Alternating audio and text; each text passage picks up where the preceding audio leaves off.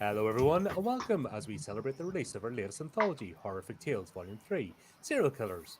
I'm joined by a few of our contributors, well, two of them, as we discuss their stories and process for creating these tales. Uh, Hi, Tony and Eli. I was going to do a round robin, but there's us. So, Hmm.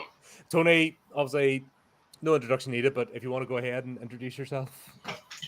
Hey there, this Or, is Anthony M. Caro, also known as Tony M. Caro, Tony M. Caro on X and Instagram if you want to check that out. And I am the author of Dreaded Invocations, which is a horror short story collection, and a cyberpunk uh, portmanteau style, if I've mispronounced that, collection about some dark crime stories in the future. And I am a frequent contributor to the horrific anthologies, with my newest story being Have Axe Will Travel, which is a Western serial killer pulp fiction mashup. excellent. And of course, Eli, once again, no stranger to the channel. Hello, um, I'm Eli Beals, frequent contributor to the Horrorific podcast and Horrific Tales. Uh, my recent contribution is titled Enigma Mortis, Riddle of Death. Mm. Um, a, guess, kind of inspired by procedural crime shows that sort of slowly turns weird. Um, it may continue as well. I don't know. I really enjoyed writing it, and also I'm a publisher. I've published one anthology called The Exit Light, a collection of the perturbing sort, and Soulbound, a novel, which I am currently working on a follow up to. So No, and Exit Light's also your podcasters as well. yes, the Exit Light podcast. Wherever you can find podcasts, except Apple, because I just can't figure out how to set up an account with them. You have to have a device. Mm. I don't. Yeah. You have to have it used to be you Yeah. got like one of the iPods or something. If you don't Yeah. have a device, they'll not let you do anything. It's they're a weird company. Okay. I have a audio essay podcast that goes on Apple, but I never made an Apple account. I did it through Spotify. Spotify kind of syndicated it, so to speak, and it ended up on Apple. I Okay. tried that with the what do you call that? The RTMP code? No, not RTMP. Is it RTMP? Hmm. Uh, RSS. RSS. That's the one. That was my next guess. I haven't used it in ages because I give up on Spotify. It was useless. And now they're messaging me saying somebody's commented on one of your videos. I'm like, I haven't posted a video there in over a year. Go away. Nah. I don't care anymore. You're useless. Plus, if I did like a short or a promo or something, they would take it down. Oh, there's Arthur has joined. Let's just bring Hey him on. lads, Greetings. sorry I'm late. Yeah, before I start ranting and bitching about Spotify, which will take about an hour of the podcast, Arthur, do you want to introduce yourself? Same, you just All right. jumped in there. Thank you very much, Colin. Hey everybody, my name's Guy. I write under the name Arthur L, and really happy to be here. Thank you, writing from New Zealand. So yeah, nice and cold here today. Doing good. Thank you. Really happy to be here. Thanks for another awesome collection. No worries, mate. Glad to have you on board as always. Yeah, I was just in the middle of a bitch fest as usual. You know me. Nah. Any excuse. Don't need one. All good. But yeah, I give up on Spotify because nobody was watching, not even remotely interested, and then they were taking down videos for absolutely no reason.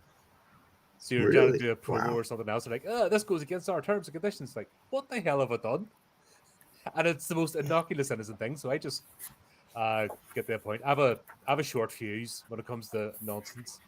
And once that fuse gets lit, that's it. Bang, done, finished with you. Yeah, TikTok doesn't like the word death. So when I did reviews of Death Wish, and I did one on Death Race 2000, they kind of said, "No, we don't. We're not going to promote these videos." I kind of appealed, and they reversed it. So, because they don't even know what's on the videos. It's just the bots who scan the whatever buzzwords or whatever. Funny enough, because that was a concern I had, obviously. Volume 3, serial killers. I Mm. thought this was going to be flag, flag, flag, take down, warnings, well, just even mentioning the word killers. And Killer's a bad word with a lot of the algorithms. But I think with serial killers, there's so many damn books out there, nonfiction books that probably didn't even raise a flag. Because that, you know, serial. I haven't followed it in years, but I remember at one time if you wrote a nonfiction book about a serial killer, it sold. yeah, it's weird. Funny enough, that's the first sort of topic or question I was going to bring up. Obviously, serial killers it's a very popular topic. It's everywhere. It's right in the Normieville. What's the challenge when you're trying to create a story then that's unique and doesn't fall into the same tropes as everything else? What way do you want to do? You want to do anti-clockwise? That'd be the best way. Keep it. Which way is anti-clockwise? So it'd be Tony, Guy, Eli. Quick, quick. Or we could go the other way. Just no, that's Oh clockwise. boy. I'm being stupid. Sorry, that's clockwise. Clockwise would be Eli, Guy, Tony. All right. So right. Well, yeah. To avoid the typical serial killer, I mean, before I started writing my story, I went on a deep dive, watched some documentaries. Then I just kind of started watching Hannibal, and I was like, this is kind of this is more my style, because every single serial killer story, they reduce it down to their motives and potential patterns, and ultimately it's boring. Like, it's very atavistic, very primal, and it usually stemming from certain traumas, abandonment and isolation, and just unable to connect with other people and that kind of thing. And I don't know, I didn't want to touch that subject at all. So then I kind of thought about the great mystery serial killers, like H.H. Holmes and Jack the Ripper, the Axeman of New Orleans, Zodiac. Those ones where they were kind of antagonizing the cops. They were like, there was another element to it that wasn't just like sexual or for financial gain. Mommy didn't love me anymore. Right. Like, I don't know. It's just not really my thing. I don't like that. But yeah, and honestly, I think the fascination comes from people wanting to identify those same qualities in people they actually know, so they can determine who of the people they know are a serial killer. Hang on, I'll give Dale a chance to get the camera and stuff set up, and then I'll bring it back on. Yeah, just out of self-preservation and paranoia. Mm-hmm. Yeah, that was an interesting title. Well, Enigma, you sort of changed. Where did that come from? The playing about with the title. Oh, well, it's Latin, so it sounds cool. I don't, yeah, and he uses a riddle in the theme of the story to sort of like embody that. So I don't know. It doesn't sound like this killer is too concerned with what he's called, which kind of, well, he is, but he isn't. When it suits his purposes, or its purposes, whatever it is. Still haven't decided. I guess you can tell. Is that a thing that you're trying to sort of? A short story is almost like a snapshot and over. You're trying to tell a condensed tale, but it's almost like the seeds for something else, isn't it? That's what I find usually with short stories. Well, you've sort of got a bigger idea, but you're not too sure if you've got enough for the bigger idea. Yeah. And it's better to sort of condense it rather than spin something out and go off the rails. Yeah, there's always a point where you kind of get this sense that, yeah, this could go for much longer. This could be a long form thing. Most of my stories, I guess they're potential novels, But yeah, I like to, when it decides to end, that's when it does. Mm-hmm. Yeah, I really, it's I'm not really a planner. I don't really like to plan things when I write. I think I'm the opposite. I think I overplan sometimes and almost do myself out of it if it doesn't go. I don't have it all lined up. I almost don't start. That's why I mull things over in my head for like an extremely long period of time Mm. before I actually start writing because I need a plan. And I struggle with going off the cuff sometimes because it's not a fan of chaos. Mm. Right. Okay. So Arthur, you're next. Alrighty. Uh, So yeah. So basically, sorry, Dale. I know you just joined. You've no camera. Basically, what I'm asking is, with serial killers being such a just a fascinating, long-standing topic that's done a lot, how do you make your story unique? So I'll go to Arthur. I'll go to Tony, and then I'll go to Dale. all right. Hey, Adele. Yeah, serial killer's never been a sort of genre or an area that I'd written about before a lot. So I guess one thing was when I got your invitation or your announcement, Colin, I was pretty excited. I actually wrote this story a couple of years ago.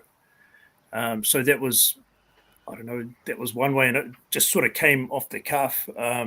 I've been learning to speak Vietnamese the last sort of 5 years or so. So I originally wrote it in Vietnamese or tried to, um, as a sort of an exercise with my teacher. So I think that was one way it sort of became a bit weird. But with the idea there, I just I don't know, man. It struck me as a good idea.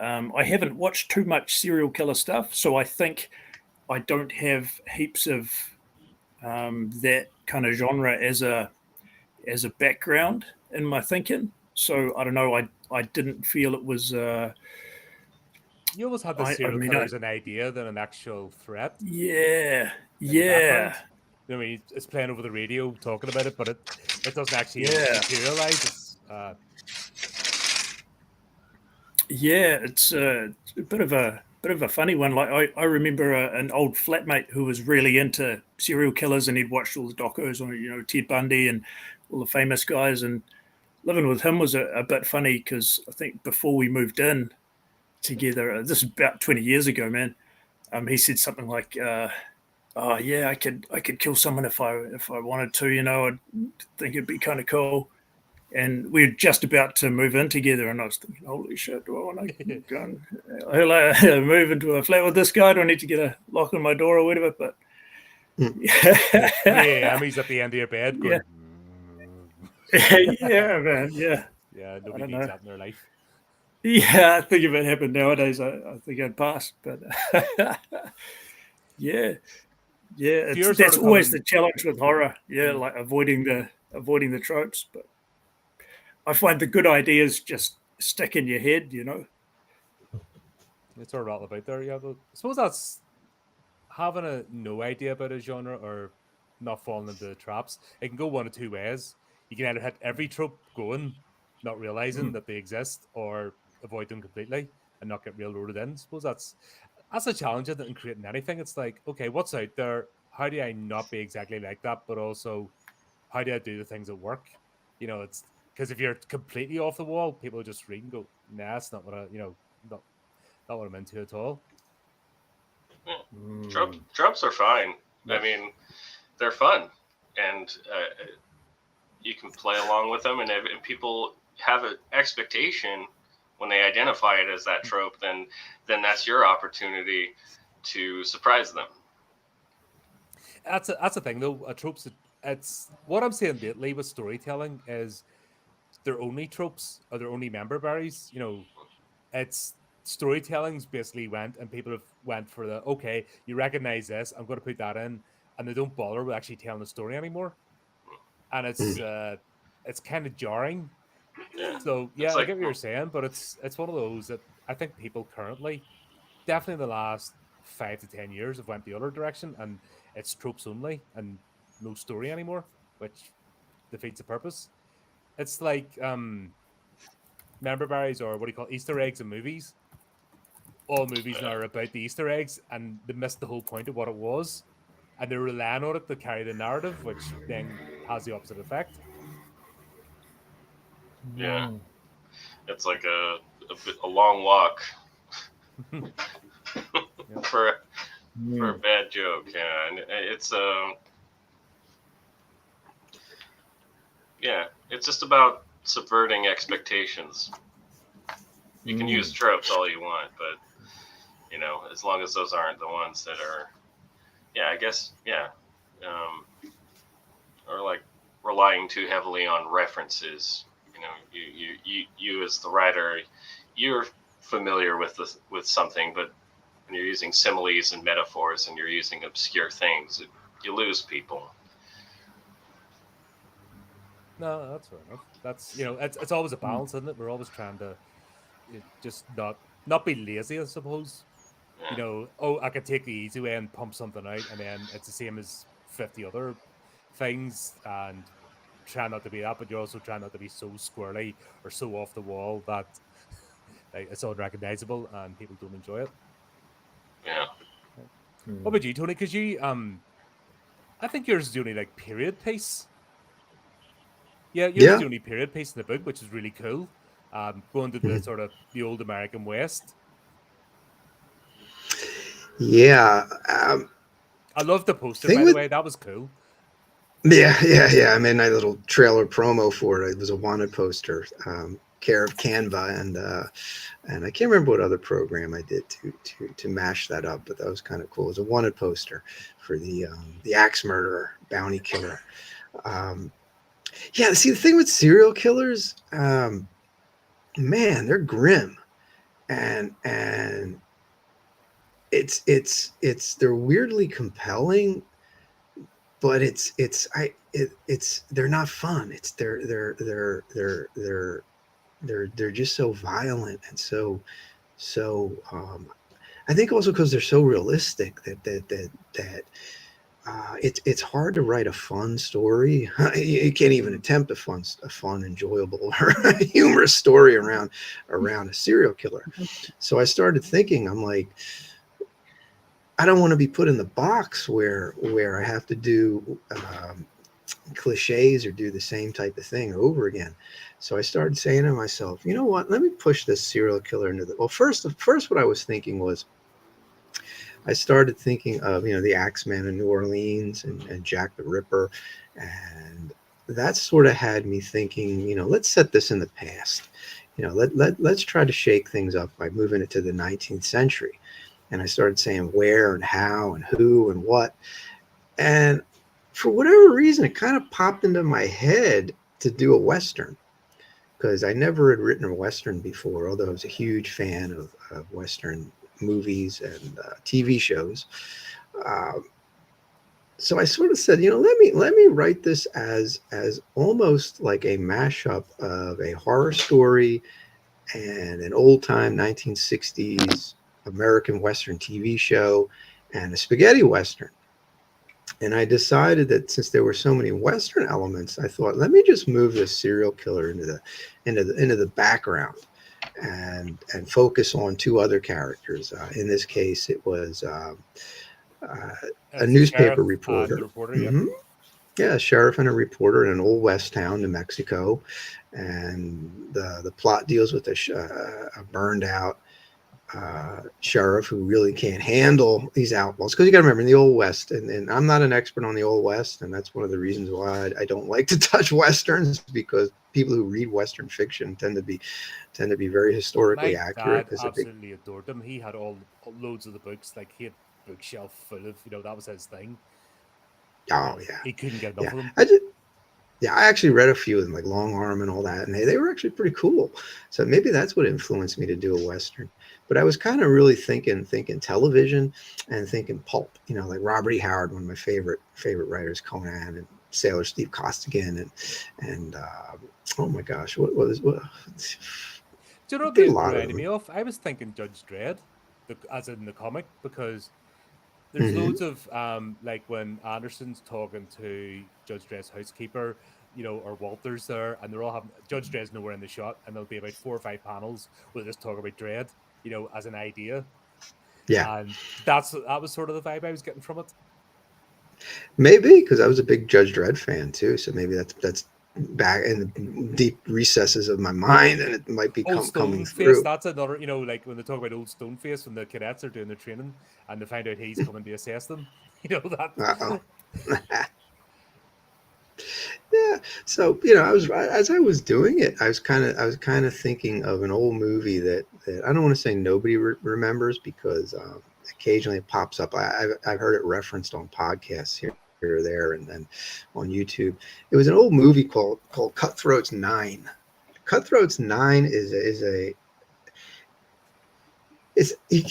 a spaghetti western? Came out like 71, 72, and it was made in Spain. It was Spanish Italian co-production. And Cutthroats 9 is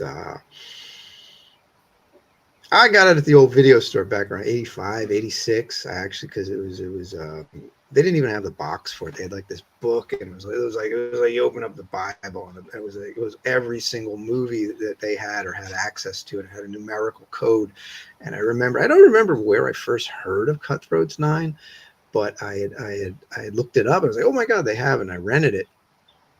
And Cutthroats 9 is a strange story. It's about these 9 or so convicts on a death march, and they're chained together. And what they don't know is that the chains are made of gold. It's gold chain, gold shackles. They've just been painted, so they don't know they're gold, and they're actually transporting this bounty, and they're being guided by a sheriff. And what makes Cutthroats 9 so bizarre is that it is extremely violent. I mean, it is way more violent than anything you'd expect in a western, and it's really not even a western. It's a horror. It's a horror movie with lots of really over the top gore, and it kind of just faded for decades, and now it's kind of getting like a slight resurgence. So I started thinking like I mean, my story's not nothing like Cutthroats 9. No, yours um, is like, it's completely, but like I but said, I I was given wanted the I Judge want Dredd panels more like Interview with a Vampire, but it's an ex-murderer, but the ex-murderer is getting yeah. interviewed. It's like So third person an account. yeah, so it's kind of thought like let me import Obviously, we're some of that avoiding crazy. spoilers, folks, because go buy the book, you cheapskates. So I thought maybe since it's serial killers, and I'm not a big extreme horror writer, I haven't really dabbled in that, but I kind of said, you know what, let's import a little shock from because I thought of that Cutthroats 9 crazy violent horror shock that I'll have just a check out now. appears in a western, and that's a grim movie. And I just started playing around. That's kind of what I did to shake it up, was just cross genre, a mix of television western, spaghetti western, slashers, and some homages to some movies. If you're a hardcore old time western fan, you might pick up on a handful of them. And I just thought, the best thing to do with this, I thought, was cross genre, make it horror and another genre, make the other genre a bit more prominent, and move the serial killer to the background. Because, a lot of, unless you're doing American Psycho over and over and over and over again, you can't really focus too much with the serial killer as the main character in every story. So I kind of said to myself, let me do something really off the wall, just to avoid a lot of the tropes, because serial killers are hard to write about because Oh, I struggled myself. yeah, yeah, It's yeah, because they're I don't want to say that they're inseparable, but they all kind of have a lot of the same psychoses and motivations and behavioral patterns, so they become challenging to write about. So I just said, hey, you know what, I'm going to do it as a western. no, They're really hard to sympathize with. Oh yeah, yeah, yeah, yeah. Yeah, it's yeah, See, impossible. yeah, yeah. There's no I mean, it's hard to justify. It's about a twist, but at least you all get the. Obviously, he's been here for a while now and through the 3 anthologies. I think you get it. I think you would get what I'm trying to do with each of these. Is we want to go a bit off the wall. You don't want the same. I might have a title, but it doesn't mean if you pick up one of these books, you're going to get the same. Hmm. And this is the Uh-huh. most I've had submissions wise. I got over 20 odd submissions this time round. Wow. Wow. It was like people just came out of the woodwork, and I'm like, whoa, this is going to take a Cool. minute. um, uh, Dale, you did it as well. I don't want to spoil it, obviously, because yours has a major twist, and you go off in a completely different direction with yours, which I was not expecting, to be honest. Yeah, good. So mine's really originally it was like a retake of the 12 Dancing Princesses, the Grimm brothers 12 Dancing Princesses. So that's why it was actually the 3 Magical Dancing Princesses was what it was first named. Mhm. But then I thought, well, because it's a step-by-step guide of the curious life of one serial killer. Hmm. Yeah, and I've been studying serial killers now for about 20 years through a criminology course and social work course and mental health course and all this sort of stuff I did in, earlier. So I just wanted to do something completely random and off the cuff because, like you said, serial killers is a trope, but I wanted to do something different. So the retake or a retelling, I should say, it's not really a retake, a retelling of the 12 Dancing Princesses. So I made it 3 Dancing Princesses, and there's a lot of connections in the story to it, like the castle. The name of the castle is the nightclub. Well, the castle was actually where the 12 Dancing Princesses used to go with the princes every night, and their dad had, I don't know if you know the story, but the king was coming, his daughters were coming home filthy, bloody feet and sore broken shoes, and so yeah, basically I just did that. I ripped it off basically off that, and Mhm. just added little touches in. And then so that was for a course I did about 6 years ago, and it's just been sitting there doing nothing, and it actually had 8,000 words. So I had to cut it right down, which was really quite interesting to do, which is good because it honed in the story a lot better. I know it's like a step-by-step guide, and that can be really boring. So I tried to make every action a serial killer sort of reaction to situations like the cop turning up and the body still in the boot, Mhm. and I wanted the serial killer to have a little bit of fear. Because serial killers think they're like quite cocky and complacent sometimes. That's how they get caught. So I thought, oh well, what if I turn them into something else? What if I have the serial killer being hunted down by other serial killers? So Hmm. there you have the ending where there's actually 2 twists, which I thought, well, I don't want 1 twist, I want 2 twists. So yeah, that's basically how it came about. And yeah, what I really like about this one is the beginning starts with a heart and the ending scene ends with a heart. So being ripped out, if you know what I mean. So yeah, Hmm. there was just a little yeah. So I don't know. It's interesting. Yeah. And I like to keep things contemporary, like I know Tony does. Like I really loved your Western story, but I couldn't write like that because I couldn't trust myself to Mhm. know the ins and outs properly. But like you made your story sound like you were there, like you were around in the Western ages. I thought that was just really really compelling. So yeah, no, all your guys' stories were just top notch, and I love this book because it's a lot bigger than the others as well. So it's Bigger? getting thicker and thicker, isn't See it? it? It's actually getting thicker and thicker. I need to watch because Mhm. obviously, uh, Ah, That's fine. I don't want to That's get into too normal, isn't ridiculous. it? That's So yeah, that's just I think what it is. The first one yeah. was That obviously looks brand great. new. Nobody knew what they expect.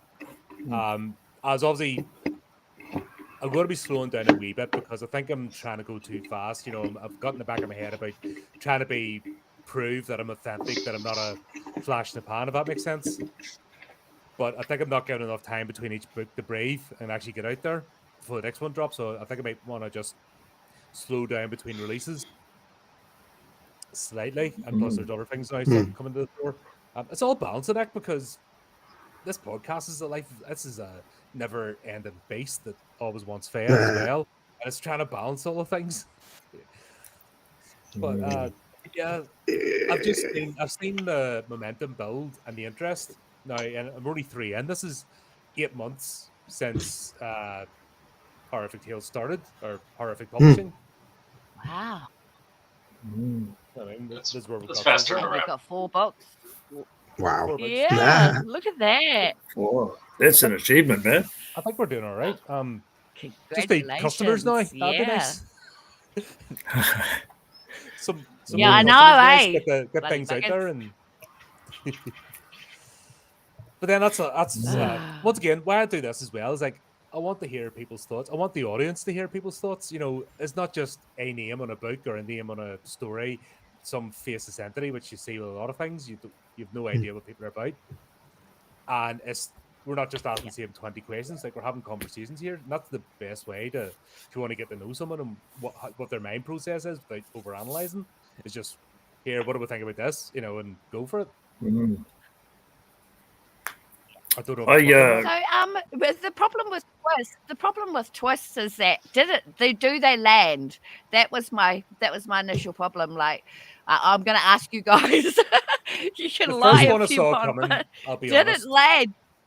The first small Did twist ya? I did see coming, yeah. Yeah. The other okay. the other ones I didn't. Interesting. And I really appreciated the turn it went. Because sometimes Like I said, cool.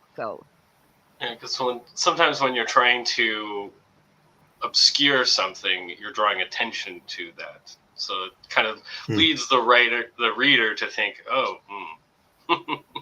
maybe it's not what I think. Yeah. But also, like all you guys do a bit of reviewing and stuff as well. I think you're saying kind of dialed in a different. When we're reviewing, we're looking for things, aren't we? Yes. You know what I mean? There's different brain, and you can't switch that off. I've noticed that, like, you just can't. No. I can't watch anything or read anything anymore because the reviewer brain's still in the back going me. I'm like, leave me alone. I just want to watch flashy lights for I just want to.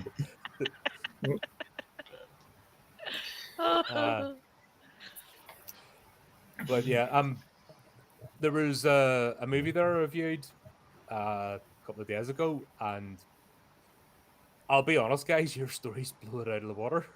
There's a movie that was made, and I'll say everyone's raving because an actress said it was in the original Halloween as a bit part. That's the only thing that can really rave about, and I'm like, that means nothing. Me. I don't Oh even. my I do God. not. That does not. If that's what you have to rely on to sell your story, then you've failed. I mean, let the story sell itself, and that it just happens to be a neat thing. But I think once again, I'm in the bad books. I'm the only one that gives. Or anyway, I tried my best, but there's still a negative review because every boring trope stuff. I don't think it helped doing this first. You know what I mean? I reviewed a serial killer movie after this. And I'm sort of like, here's 10 examples of how you do it. You know what I mean? Yeah. Get away with it. You know what I mean? What are you doing that for? Here's 10 examples of how it works and how it's great and a lot of fun. I did really enjoy Piggy. I thought that was really cool, Colin. Piggy, yeah. Okay, so that was not so much a story. Oh, I wonder where you got the inspiration for that. Yeah. That was I get that out of my know system your one way inspiration. or get it out of the system realistically. That was like End up in jail. that was And more end up in public. jail. That was more a public cry for help, as in, I need to get us out of my head. Yeah, because obviously before I kill all the gangs. Yep, because people don't buy enough books, I have to actually have a job as well, which is like not fun. But London's a shithole. It's a proper dive. Like this Oh, city dear. is horrendous, and yeah, it's just lawlessness. It's what they talk about on the news doesn't even do it justice. Like this place is No. grim, No. and It's not until you meet someone who lives over there that you actually know how bad it is. You know. it's every day. Wow. It's Yeah. every day, and it's every day, and you just counter it every day, and it's 3-4 times a day. And I used to deal with a lot of mayhem in Los Angeles because I used to make extra money delivering food, and that was always a joy. You know, you see some really crazy stuff. Actually, you just see some crazy stuff just walking down the street or just living there. I mean, L.A. and Philadelphia, they were pretty, are and still and always will be pretty wild places to live. yeah, Jeez. Move to New Zealand, eh, Arthur? Mm. Move to New Zealand. Yeah. I think it's a bit more chill. It's been, I don't know. I think we're sort of slowly moving in a similar direction. Sorry, I got these cats want to keep gate crashing the camera. you should give them a set of earphones and a microphone. Just let them. Yeah. Yeah. Mm. That's why I can't let the birds in here because it'd just be chaos. It'd be chewing Oh, wires they'd and go all nuts. sorts. The stream would just be nothing. It'd just be you just see a feathered beak and. Which part of London? I'm on West London. I'm obviously not going to give. I'm in the outer skirts. yeah. I'm just in the outskirts. Still class as London, but I'm not quite there because I could not live in London proper. Because yeah, I'd be swinging from something by now. Do you kidding? But yeah, it's grim. And Wow. let's just say, change a couple of words, and that story's my daily life. And it's just you know when when you have those thoughts. That's what I love about the horror genre. That's the whole point of the horror genre is you can either try to be the nice guy or pretend not to have the thoughts, and then they take over and you do the bloody thing, or you just use it as a catharsis and get it out of your system, and either create something or watch something and get it vicariously just out of your system by seeing it happen, and then sort of planting the frustrations of life onto that. That's the one thing that really frustrates me when I watch like crime television shows or some, crime movies or crime and suspense books. Is they're just not authentic. It's you can tell that the people behind it, they're trying to write about hustlers and they're trying to write about crooks and criminals and thieves and whatnot, and no, it's just that's not. They don't have the psychology. They don't have the motivations. They don't have any of that. They don't have a real crook's mindset down. It's like they're basing it off of what they've seen on TV. It's not Off real. TV. And yeah, it's Some of some of it's real. it depends on You who know, you're. Yeah, it depends. Yeah. So If you I ever don't see like this term. Thief, I hate this term, lived experience. Yeah. It's shit. But you need to have life experience, I think, to be a creator. If you're in the little bubble wrapped in cotton wool and never experienced, how can you have any emotion or passion about anything? Best example is Anne Rice, or not Anne Rice, sorry, Mary Shelley. Mary Shelley went to those clubs. She was a trailblazer. She got this own bar family. She was persona non grata. You know what I mean? She lived that life, and she put it in her book. You know, she was somebody that lived and was a hellraiser by the time she was 21. You know, and didn't apologize for it. Wow. If you read about Mary Shelley's backstory, she's brilliant. You know, just absolutely, just party animal. You know what I mean? And when she went off with Barrow, Percy Shelley, wasn't it? No, not Percy Shelley. Sorry, yeah, her husband. Not you know what I mean. And she let her sister-in-law. Was it her sister-in-law or sister? Like her younger, I think it was her younger sister. She let her astray as well, so it wasn't even enough that she did it. She started corrupting other ones in the family, and just she was just written off like troublemaker.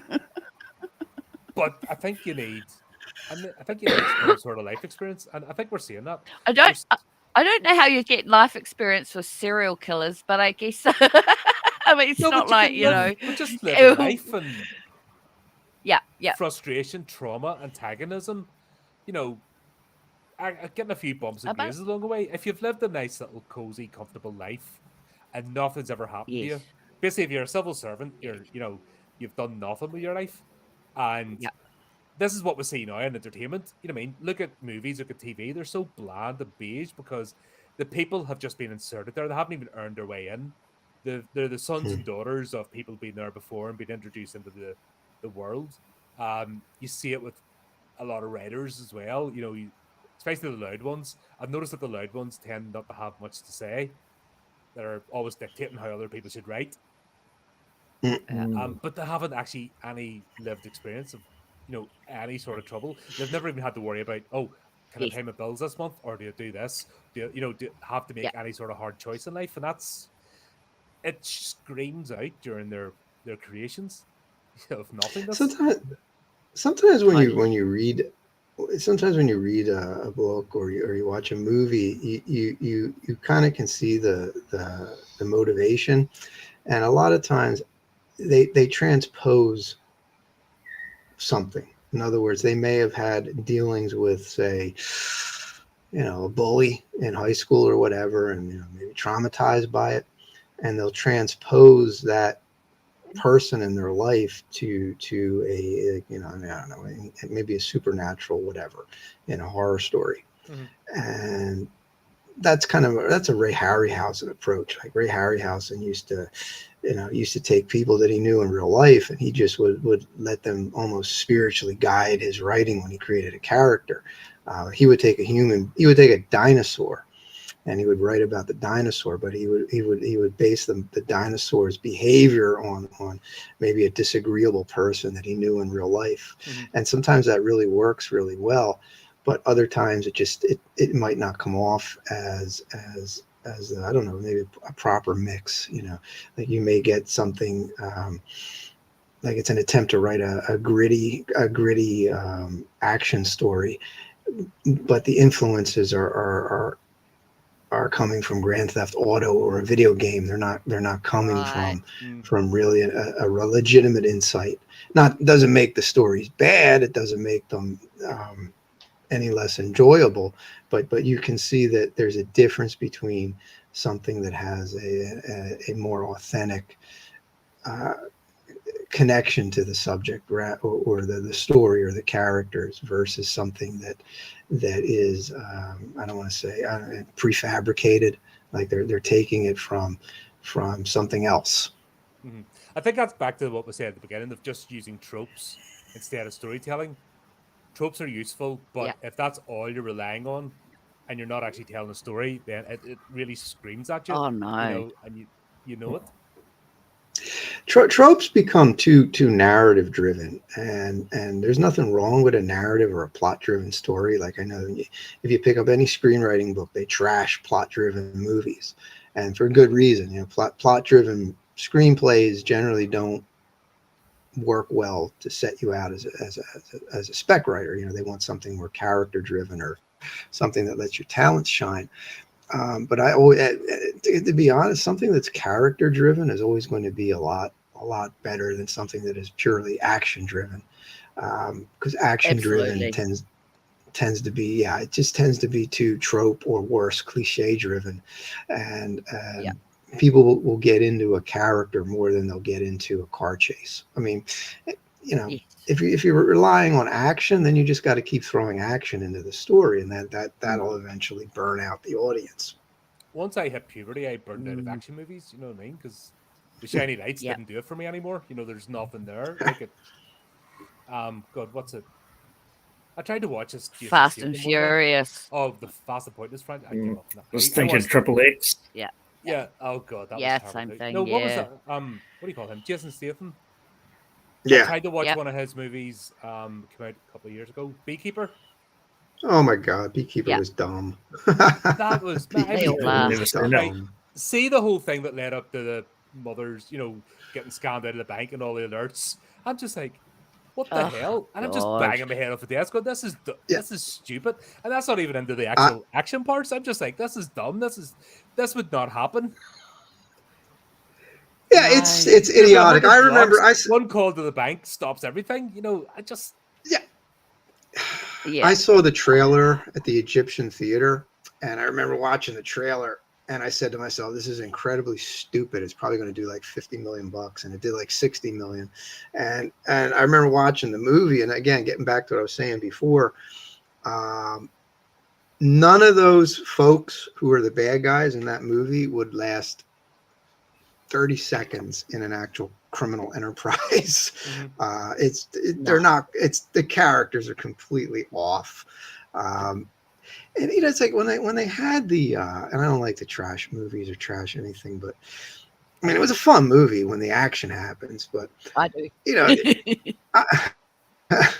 I'm watching the movie. It's like a call center. It's a call center of people, ripping people off. Yeah. And I'm looking at the actors, and I'm saying to myself, no. I don't think it helps. I used to watch a lot of scam baiting. And the ones that can actually get in and actually camera, and you can actually see the offices, and they're grim. Like, they're battery hens. I mean, it's basically in a cage, and I'm not saying feel sorry for them, because they made that choice. But they're not treated well. The whole thing's just scummy. And the thing is, they'll insert them, like, it'll be a respectable building with, like, banks and stuff, and they'll be, like, on a floor. Everyone else will have like 100 employees on each floor, and they'll have like 1,000. Crammed in. Just it's horrible, and that movie was nothing like that. And I just couldn't get into the Beekeeper because I couldn't get into the bad guy. Well, I mean, Jason's character was he's just Jason Statham. He doesn't act thin. I mean, a thin character, a cliched thin character, and it's a stereotype. It's Bruce Willis. Yeah, it's just the former whatever, special forces, secret agent, whatever. He's retired and he goes and gets another job, and then the next thing you know, he's coming out of retirement and he's beating everybody up, and it's. I've seen that so many times, and that's what I was worried about this. I didn't realize until when it was, like I said, the theme for each one, and it wasn't until I put this out that I realized, oh god, this is going to be so hard. I didn't realize until I'd actually pressed send on the submission request that I could not have picked a harder genre. I'd overdone, with so many of those sort of cliche. Mummy didn't love me. I was abused by daddy. I'm going, I see every woman as this. Yeah. Yawn. And I'll be honest, I did get quite a few of those. And sorry. No. You lost it. Yeah, I remember. I lost it for another reason as well, because one thing I really despise is see this trend of writing entire stories in present tense. He goes to the door and opens it, and oh my god, that's if you read all of that, you look at all books. I've read quite a few books in the time, and that's very rarely used. But in the indie sphere, in the last 5 years, that is every fucking book. I mean, you have like 6 submissions in a row, and you're and like 6 submissions go and in a blame row. Craig, go. And my temple was going like that. Just fucking fly. I mean, it can be done. Well, you but but for the most part, what it reads like is role playing. It's like it's RP, first person, or just present tense in general. It's just like RP, and so it makes the reader complicit in everything. Yeah, so Colin, you need to ring up all the creative writing courses and tell them to tell their tutors to stop telling us to write in present tense continuous. Yeah, but I have a problem with these courses. Mary Shelley didn't go to a course. Anne Rice didn't go on a course. Bram Stoker didn't go on a course. Oh, yeah. I don't think Stephen King went on a course. I don't think Dean Koontz went on a course, or James Herbert. I don't think they went on a course. I mean, basically had to get permission from some fucking. Well, you have to nowadays. No, fuck that. That's why I'm doing this. fuck off. You need permission from Yeah. nobody to do anything. No. They're not doing that. It's teaching us how to edit our own work and stuff like that, So it's not. But it's funny how they're all just copy and paste yeah. and everybody sounds the same. Yeah. And people think, oh, I You must are do right. this. Yep. And it goes to that point of, Yep. Like back to when we did the censorship and horror, the sensitivity readers and all that shit. It's like, you don't have permission to do this. I'm like, nah, I'm totally against that. Yeah. As long as you're not committing an actual crime and doing harm against another living thing, then fill your boots. That's the whole point of fiction. And people that can't separate fiction from reality can fuck off. Seriously, Mm. it Yeah. winds me up. Yeah. Don't start this. It'll Yeah. be like a 5-hour stream and me just get off on one. Yeah. I hate it, and it has the opposite effect. It destroys art. Any that old meme that goes about, for years artists created these works without a degree, and it's the Mona Yeah. Lisa, Yeah. it's Rembrandt, it's everything, right? And then the artists with degrees turned up, and you get banana taped to a fucking canvas, and that's Yep. piss off. Yeah, piss off. And if you're some online group that thinks you're going to dictate to people how to create, and if you're going to put someone down for No. just wanting to start, yeah, go away. Go give your head a good Yeah. shake and think about your life choices. If Yeah. that's the only way you can exist is by bullying others and imposing your will, yeah, do one. I reread Off Season. I think it was the third time I read it in 30 years. Jack Ketchum's Off Season, man. The reason I reread it was because I was looking at the reviews, and some people really, really trashed it. And Off Season is a landmark splatterpunk book. It's a great book. It came out in 1981. It sold 200,000 copies, and they didn't do a second printing because the publisher just wanted to wash their hands of it. And Wow, really? and the version that went out was actually heavily censored.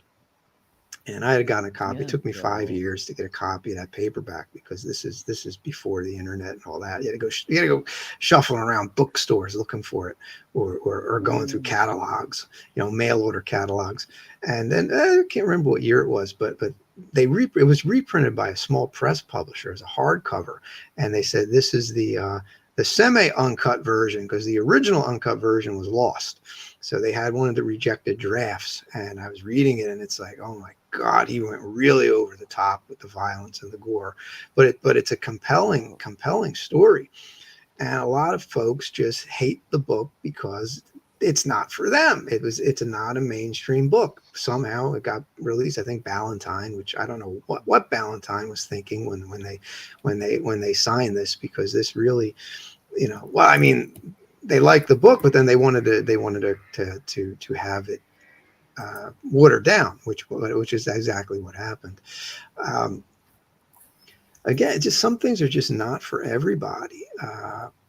Unless you like really, really, really violent horror. Off Season is really going to be off-putting. I could see why it got bad Not reviews. everything has to be for everybody. That's the thing. No, but that's the thing. Like, I've read Hide and Seek and maybe Joyride. Those titles ring a bell. I haven't read very much of them. Those are not his. Those are I believe Hide and Seek. I bought that when it came out. Hide and Seek, I think he had a multi-book deal or something, and they said, please don't do Off Season again. Please just don't do it. And he wrote a couple. He wrote a couple books that I think She Wakes. She Wakes was a horror. Was one of them, and Hide and Seek was the other one, and it didn't work. It wasn't him. And when he went back to where he belonged, which was writing for smaller press publications and magazines and whatnot, he could be Jack Ketchum. But it's not mainstream. It's just it's not the stuff that it's just too violent. His stuff is too violent, too visceral. Sounds awesome. And yeah, he's got some good stuff out there. but it's I don't want to mispronounce people's names because I see the author's name, I read the author's name in my head, but I've never actually heard it pronounced. So, but David Shao and some of these other guys, they put out some great stuff, and they had a great back. I think this would be like the late '80s, early '90s when that extreme horror movement sort of started emerging. And a lot of extreme horror is quite honestly extremely boring. It's just a lot of just violence for violence sake. But when you have some, yeah, it gets boring real quick That's why I because it's don't like a like torture stunt porn. You know what I mean? That was like the worst era of horror for me. It was stunt show. Yeah. It's a stunt show, Mm. and it gets boring. But guys who knew how to balance that could put out some really cool stuff. But it's still, it's still going to be off-putting to a lot of people out there in the market because they buy it and they read it and they're like, oh my God, what's this? Like Sean Hudson. I remember getting a copy of Slugs. I had to go to a used bookstore in South Street in Philadelphia. That's no longer there, sadly. And you had to really search for these books, and you'd find them like in the bottom rack, all covered in dust and whatever. But they had their audience. But today, when you're dealing with Barnes and Noble and Amazon and all these other Apple Books and all this, it's like everything is out there in front of everybody, and a lot of people who would never buy that book 30, 40 years ago because they wouldn't be in that section of that particular section of the bookstore where they sold those crazy over the top books. Now they kind of come across them in Amazon, they buy them, and they're like, oh my God, I hate this. And they just want to, how can you sell this or whatever, because it's the distribution channel. If you don't like something, you just go, okay, that wasn't for me. I know not to do that again. I see people that get outraged. They're the problem, not us. Or creators in general. They are the problem. They're the ones that just because they're, once again, they've lived in a safe little bubble. They're wrapped in cotton wool. The middle of that bubble gets burst. They have a meltdown. Any hint of reality. There was a book that it's not violent, extremely violent. Oh my gosh, I can't even remember the name of it. Like, there's no extreme violence in this book.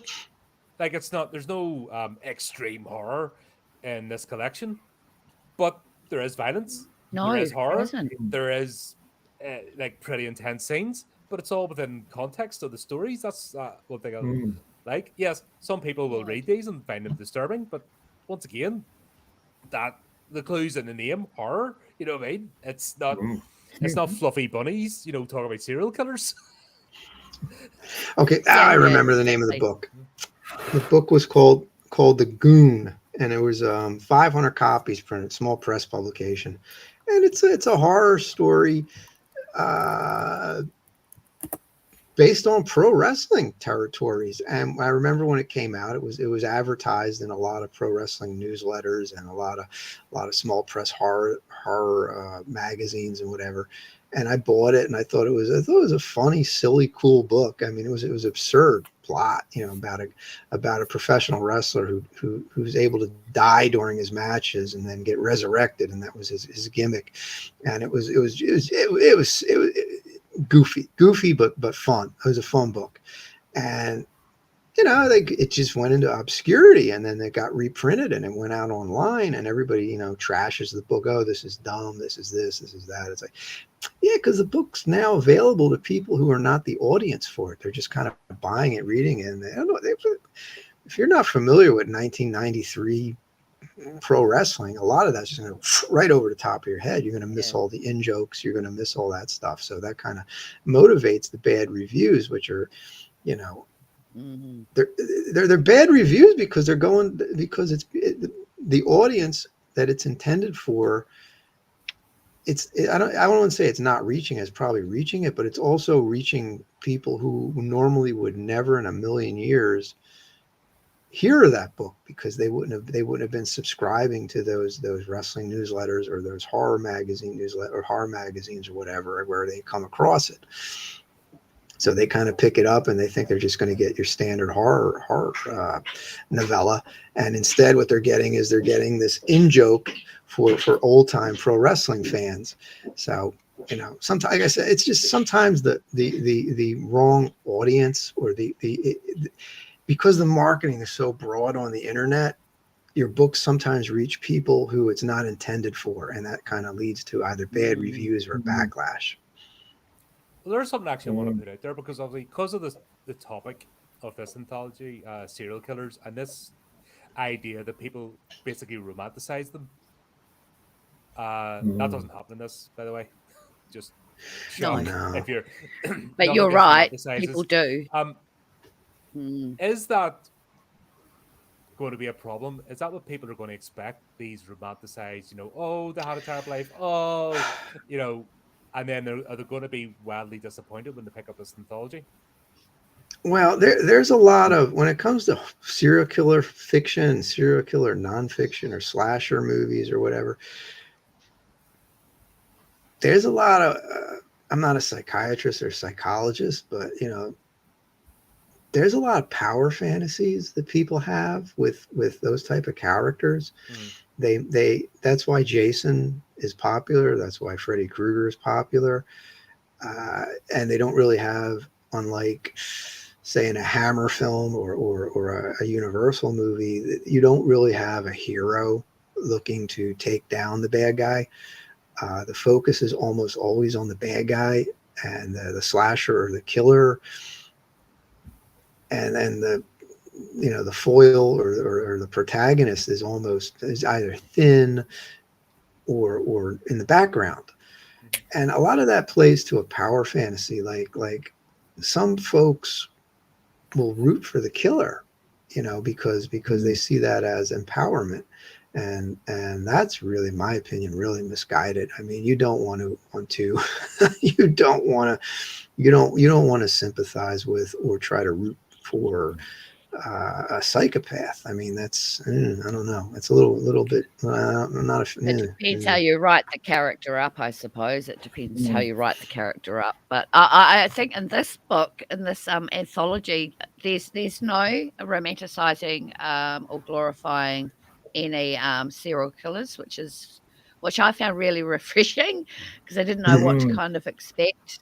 Yeah, but no, they all sort of went off on their own little tangents. Yeah, no, it's really good, because it's really hard with serial killers, because there's so much content out there that and a lot of people do not like, a lot of horror creators or horror fans actually don't like serial killers. Like, I've met quite a few who don't like the genre at all with serial killers, and I think that's fine. I don't really go towards that type of stuff now as I used to, because I used to love slashers as well, but then I discovered that they didn't really actually do anything. It's just glorified gore, I guess it is. And this book, I definitely don't have to worry about any stories being the same. They're all completely bonkers and different. And I think everybody did really well with the serial killer trope, because it could have gone all over the place, because there's so much you can write about a serial killer that I guess when it comes to a short story, you've got only a limited amount of time to make an impact. So it has to be more character driven, I suppose, than, say, climaxes of action and violence and all that sort of stuff. You've got to have it really balanced out. And I've noticed that like Dexter, for example, is like a more character serial killer trope than an actual serial killer just going around killing because he wants to slash people up. He's actually he was doing a good job, if you know what I mean. He was doing it for a reason, which is why Dexter was such a hit. Until season 4. I mean, one of my favorite. Yeah, some people lost it because it did go on a bit long, but I binged the whole thing in one weekend. So I tried it was to a long watch weekend. Dexter Resurrection there. I got 2 episodes in. I'm like, I oh haven't. my God. Nah. No, they're throwing too much in, and it's just How many seasons? 7. And then there 7 was a seasons. prequel. There was a Wow. follow-on season after the end of season 7, and now there's Dexter Resurrection. And like I said, I Wow, got he's 3 busy. episodes in, Oh, and I gave up. I thought Well, there he's were doing pretty like well if he 11 hasn't been seasons. caught. That's the problem, though. It just Yeah. got. It's just getting stupid now. And like I said, Dexter Resurrection. Like I've got 2 episodes in. I'm like, nah, I'm done. Is that the one about his son? Is that the Yes, one about about his son, so Colin? the It's not follow-on actually one is about Dexter. Harrison as well, and this one's Yep, focusing on Harrison. Harrison, but they're also throwing Yeah. so much mud Okay. at the wall, and there's about 7 different plot points happening at the same time that it's just got Oh stupid. my god. Yeah, I Yeah. think with a lot of serial killers in horror fiction, like serial killer, you know, the money element of them, you know, the real big money maker with books on that subject are true crime. You know, that's kind of really like books True like The crime. Shoemaker. Definitely. Yeah, books like The Shoemaker and all that. I mean, yeah, they kind of got a lot of publicity, a lot of sales, but you know, but they're basically news reports, you know, or you know, Yes. it's true crime. Documentary. When you, Mm. yeah, like when you transport that to horror, a lot of Get lost in translation. I don't want to use the word cartoonish, but maybe melodramatic. Maybe that's another word that doesn't really work. Mm. But if you like watch like My Bloody Valentine, you know, My Bloody Valentine is about a serial killer. He's just, you know, he's on with a revenge motive, but he's dressed in a miner's outfit and he's killing people with a pickaxe. You know, that's it's absurd. And the But reviews that for that that was Yeah. just even worse. did you see the uncut version? Yes, Did you? Oh Yes. God, that's a great ending. we I like reviewed the it. Cameron and ending. I reviewed it for its anniversary there not so long ago, and yeah, Yeah, you know, or the Prowler. The Prowler. They dressed him up, I think, in a World War I, World War II uniform. Gave him a pitchfork. You know, it's that's a way of taking the edge off of the character and kind of making them more closer to a monster, you know, and making them more marketable. Because I remember the one horror. Oh, Henry! I can't believe I didn't bring this up earlier. Henry, Portrait of a Serial Killer. That probably was. That was a movie that really succeeded at a time when it shouldn't have succeeded. It came out in the 80s, independent, or was it, I can't remember, if it was the 80s or early 90s, but it played in like really small, not only say small theaters, but like art houses or oddball theaters like the Roxy Screening Room, which kind of which kind of screened like indie films. And a movie like that, you know, usually that would have just sat on a shelf for years. But it got distribution, it got good reviews, it made Michael Rooker made his career, or started his career. And was that before Blade Runner? No, this was like maybe 9 years after. Was Rooker in Blade Runner? Wasn't it? I don't know. He might Because have been. Henry, Portrait of a Serial Killer. I thought don't he even was think part it of was. He might have had a bit part or something, or a supporting role, but he be, you know, after Henry, Portrait of a Serial Killer, he was in a lot of stuff, and that's kind of a weird movie to launch a career or boost a career. Cheers, Chris. But again, that was at the time. That was at the time when you know, anything with a serial killer in print was selling, or a true crime, I should say, a true crime book, and that I think was the best horror movie version of a serial killer. I think that was scary. It was visceral. It was realistic. In fact, I think that was the tagline for that movie. I think it was, "He's not Jason, he's not Freddy, he's real," or something to that effect. And it really resonated. But that was actually the film that really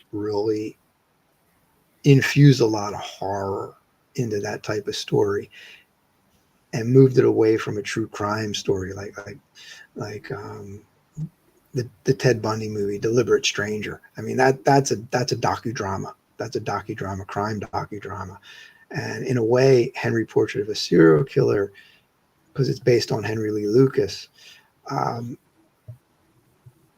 fictionalized it and added enough horror elements to it that it made it a horror movie, and it works as a horror film instead of a true crime film. So it's just a different approach in a way. So I think that if you want to look and see how serial killers can be done he's got to get himself on camera at various points. So why don't you just say hello, buddy? Hey, there you go. Hello. Hello. Oh, what a sweetie. Ah, Aw. two little kittens. It's hearing the talking. It's Meow, like, meow, I want to talk meow. to you. Oh, that's the little one doing that. She's the noisy one. So anybody who's a horror fan who hasn't seen Henry Portrait of a Serial Killer, I recommend it, but it is a disturbing movie. And it's not, I don't remember it Awesome. being very gory. I don't remember it being very gory. The Bone I don't Collector. think it was a gore I love- I remember Bone Collector. That was another one. He was, Oh, that was great. That was great. I think I'm That going was to check out awesome. My I Bloody still remember Valentine. that. Mm. Yeah, me too. Yeah, it's the get the remake- uncensored It's come one up. because I have the scenes got to what they did with the original cut is that they cut all the scenes, but with the uncensored one, they're all fully extended. And actually, the use of practical effects is quite decent. Like especially for 1981, wasn't it? 81, yes. Early, yeah, 81. Yep. wow. My Bloody Valentine was disappointing at the box office because it was an attempt by a major studio to produce a slasher movie rather than just pick one up for distribution. And it was funny because it just, a movie like Graduation Day did like 21 million. Nobody remembers it, but My Bloody Valentine was a flop, and everybody remembers it because it had a cool villain and it had a cool concept, But when that movie came out, it got an X rating for violence, so they chopped 9 minutes out of it, and they lost the footage. And they finally found it. They found one print of it, and it was not well preserved. So they were going to release the cut scenes as deleted scenes on the Blu-ray, and there was an uproar like, oh no, we don't care what it looks like, just insert it. So when it first came out, I don't know if they've remastered it, but you'd have this like remastered from the 35 millimeter negative, and then the quality would drop to like this crappy work print that was color was all washed out, and it was just it looked like exactly what it was, a film print that was in somebody's basement for 30 years, 40 years. You can see that in My Bloody Valentine with the actual camera quality changes as well. It's Yeah, like a Cabal cut of Nightbreed. If you watch a Cabal cut of Nightbreed, you see the quality just go poof, because it's, because they're using like a discarded print. It's not from the negative, and a lot of that stuff, like I said, it's the only surviving footage. It's a green you see, all the way through. It gives it away. Yeah, because nobody really, the fact that they didn't throw it all out is a blessing. It's just that it just wasn't preserved. Like I've heard rumors about these independent boutique Blu-ray companies approaching the producer to release a movie, like a special edition, and the only copy that they have is like, they literally said, well, I got to go find it. I don't know where the negative is, and they'll find it in their attic. It'll be in a trunk. It's been sitting there for 25 years, so the elements are not all that well preserved. See, that's the thing as well. It's like when you publish, like every time I publish this book, a copy goes to the British Library, for presentation and posterity. That's part of what I do. There should be something like that for film. There should be an archiving, like each country should have an archiving service, because it's art. It is art, and it is. The rail should be at least kept in a sealed, a warehouse or somewhere. And I don't think even when you think of stuff that gets saved and preserved and kept, I really don't think in terms of cost it's going to be any different. Well, this is kind of like how we have so much historical data on Sumeria and Acadia because they wrote everything down in clay versus Egypt, where they wrote everything on paper. It's much more Vapor. Yeah, it deteriorates. So we know less about the Egyptians than we do about the Sumerians.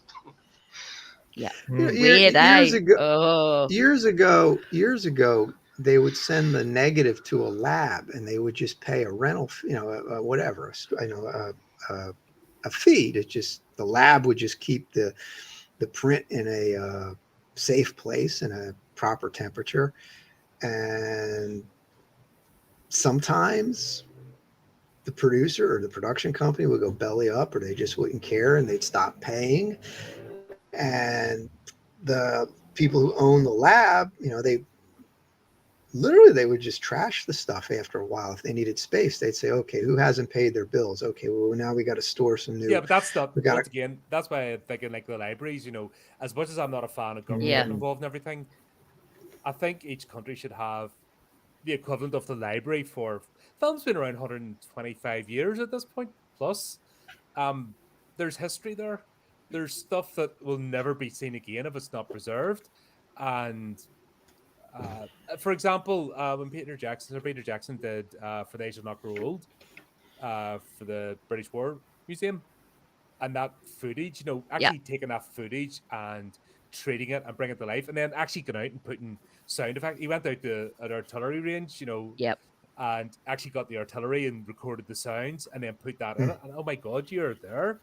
Like you watch that back, and it's the Amazing. proper footage of people, and he actually, it was hand crank cameras, and he sped it up and slowed it down so it was a consistent speed. Because if you ever watch Yep. any old time footage, you'll notice that it'll like get really quick, slow down, because that's somebody legit cranking the camera.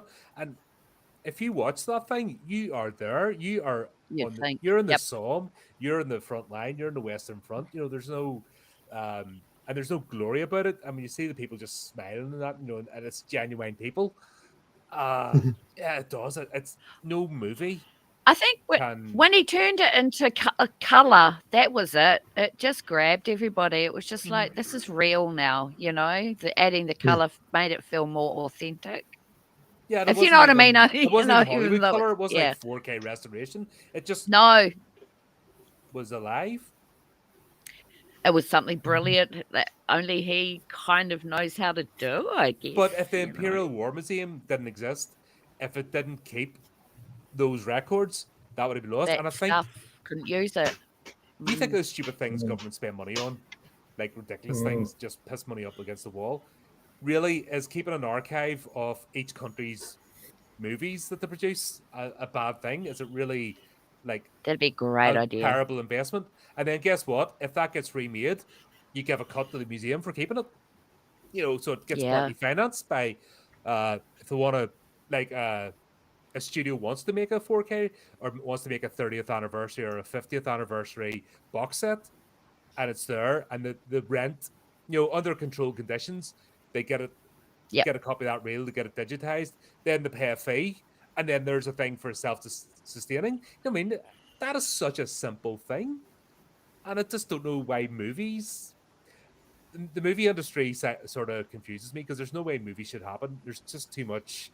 There's too many idiots on one side, completely antithesis to creativity, and the creatives are too off their heads on whatever they're taking, and up their own arses. That the two should not come together. But it's the world. Somehow it works. Yeah, somehow it happens. And if anybody can figure that out, then they might create world peace, because if that can happen and still Yeah. continue, then You should write an article about it and see if anyone takes it up. What a great idea. You know who I love? I love John Douglas. I don't know if you guys know ex FBI agent John Douglas, but he's the mastermind behind Mind Hunter and all that sort of serial killer stuff. I love that he what I loved about him was he would go into the prisons and talk to Jeffrey Dahmer and Ed Gein and all those sorts of people back there in the 70s and 80s. And so he's produced a lot of books about serial killers, which is really, really interesting, because he was the one that first came up with criminal profiling in the world. So I thought that was really, really cool. So I don't know. He's a friend of mine on Facebook anyway. But, yeah, he's massive. He's a massive serial killer man. He's the serial killer man. He's even got Mm. Netflix. It's on Netflix now. I think Mindhunter and all that sort of stuff. But I It's a good love true series. crime when it comes to serial. Yeah, yeah, yeah. It is. He's just amazing. Yeah, what they do, and how. Yeah, I don't know. It's a genre that people either like or they either hate. And then I have to ask myself, why do you hate these people?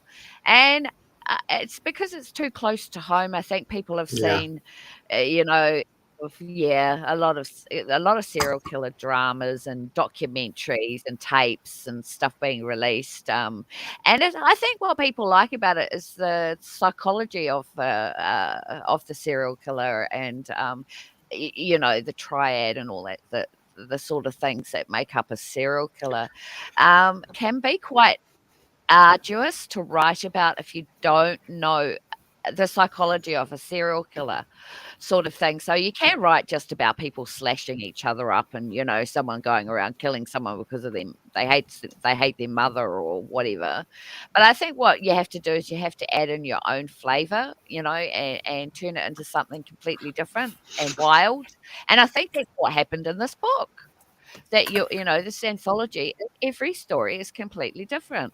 Whereas I can pick up an old anthology from, say, Wicked Shadow Press, and 5 stories are all the same. There's 100 stories in there, but there might be 5 or 6 that are completely the same. It's wacko. Funny enough, that was one I of the don't questions I know. was going to ask is what is it about the idea of a serial killer that draws people to the stories? And like you're saying, the other, it's a Mm, psychologist. How can this happen in psychology. somebody's Yeah. brain? But Well, what do you I guys? think what Yeah. freaks people out or draws them into it is that most serial killers live. Hello, Yeah. he's got to get his cameo in. Um, they live dual They could lives, be your and neighbor. They could be your Mm, yeah, neighbor. They could mm. be the teacher. They could be yeah. the I mean, rugby player. Yeah. among the most grotesque serial killers were the Hillside Stranglers that terrorized Los Angeles, and I Yeah. believe one of them.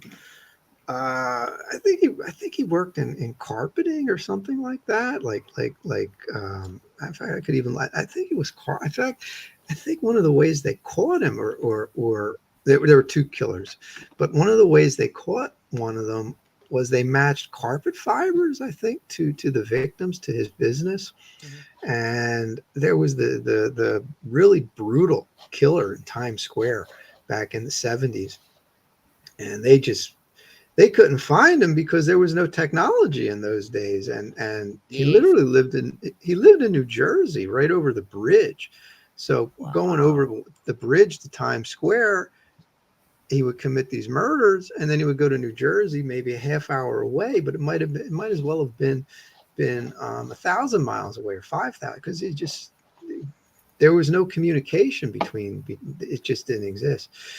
And a lot of these characters, a lot of these killers, um, they were just regular people in their community, and they would just leave their community and they would go where they could get away with Yep. this, and then they would kind of fade away. Ted Bundy was probably the least. If you ask people to describe what is a serial killer, what do they look like, how do they look, how do they behave, where do they hang out, what do they do, Ted Bundy would not fit on that list back in the No. 70s. So that's probably what freak compels people. I think they're compelled to just look at the duality. Like, you have this insane killer on like, this second life, and then you have their normal life and their normal reactions. They can be married, they can have a good home life, they can have a good professional life, they could be. John Wayne Gacy killed 30 some people. I don't know how many, and he was a He was a very clown. prominent person. Yeah, he was a prominent Yes. person in his community. He owned a very successful contracting business, and then he did the Pogo the Clown skits with Pogo the at clown. parties. you know, so that just blew people away. Like they expected these people to be just monstrous 24/7, but if they were monstrous 24/7, they would get caught.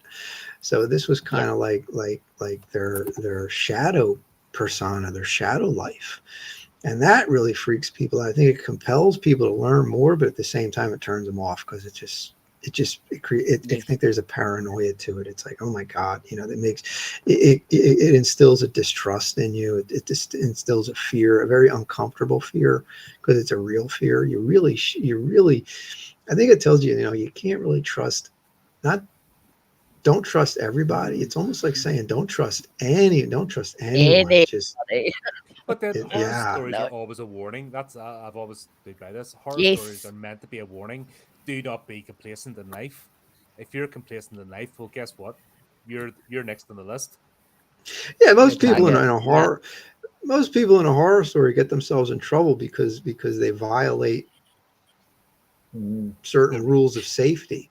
Yeah. You know, Oh, here's a book. It's stick. written in blood, bound in human Yeah, flesh. I gotta read for a bit yeah, out loud. yeah. What could go wrong? Can't do Yeah, that. the full moon in Yeah. the darkness. Yes. That's why I like American Werewolf in London. You know the stick to the road, beware the moors. You know, like stay on the path.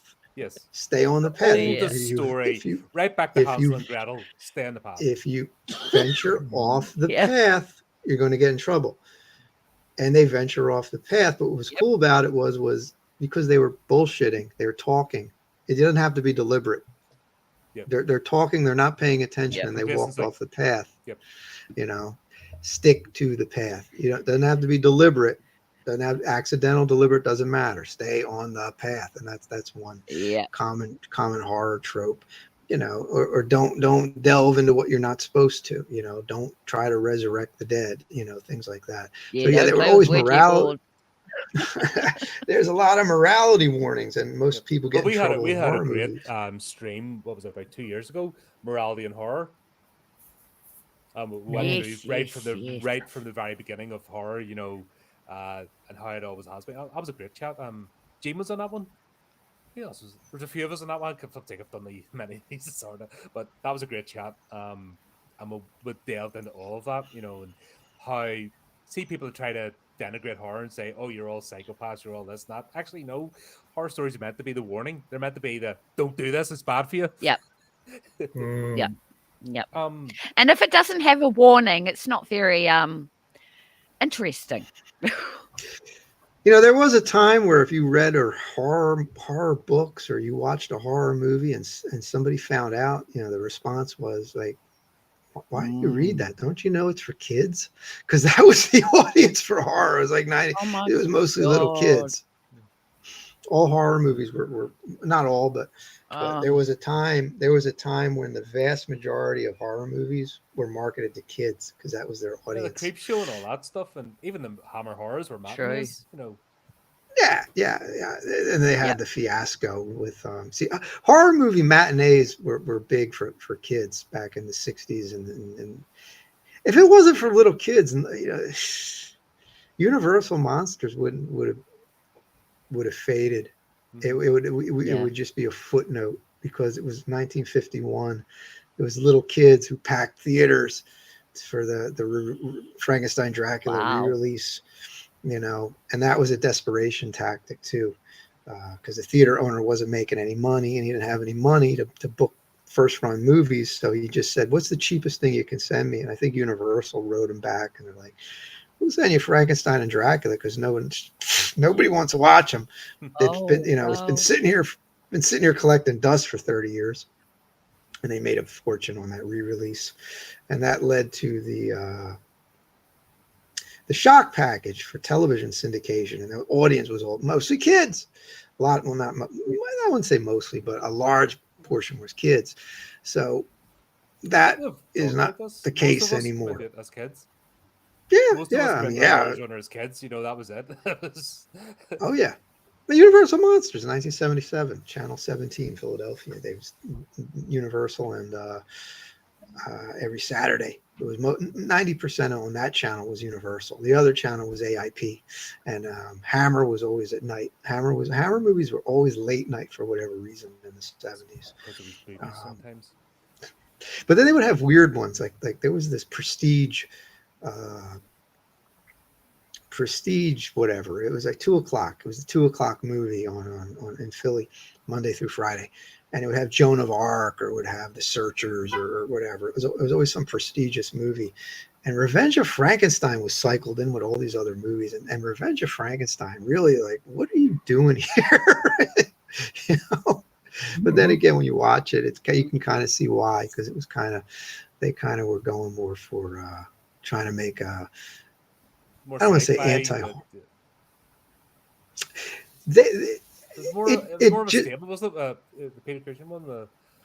It was almost the condition of the Frankenstein monster and how he was, transposed in that body. It was a completely different, different direction. And it looked good. That's one thing that I remember about that movie. It didn't grab me as a little kid, but it looked really good. It's like it just had great. It looked a lot better than your average horror movie. So I think maybe that's why it got kind of cycled in there.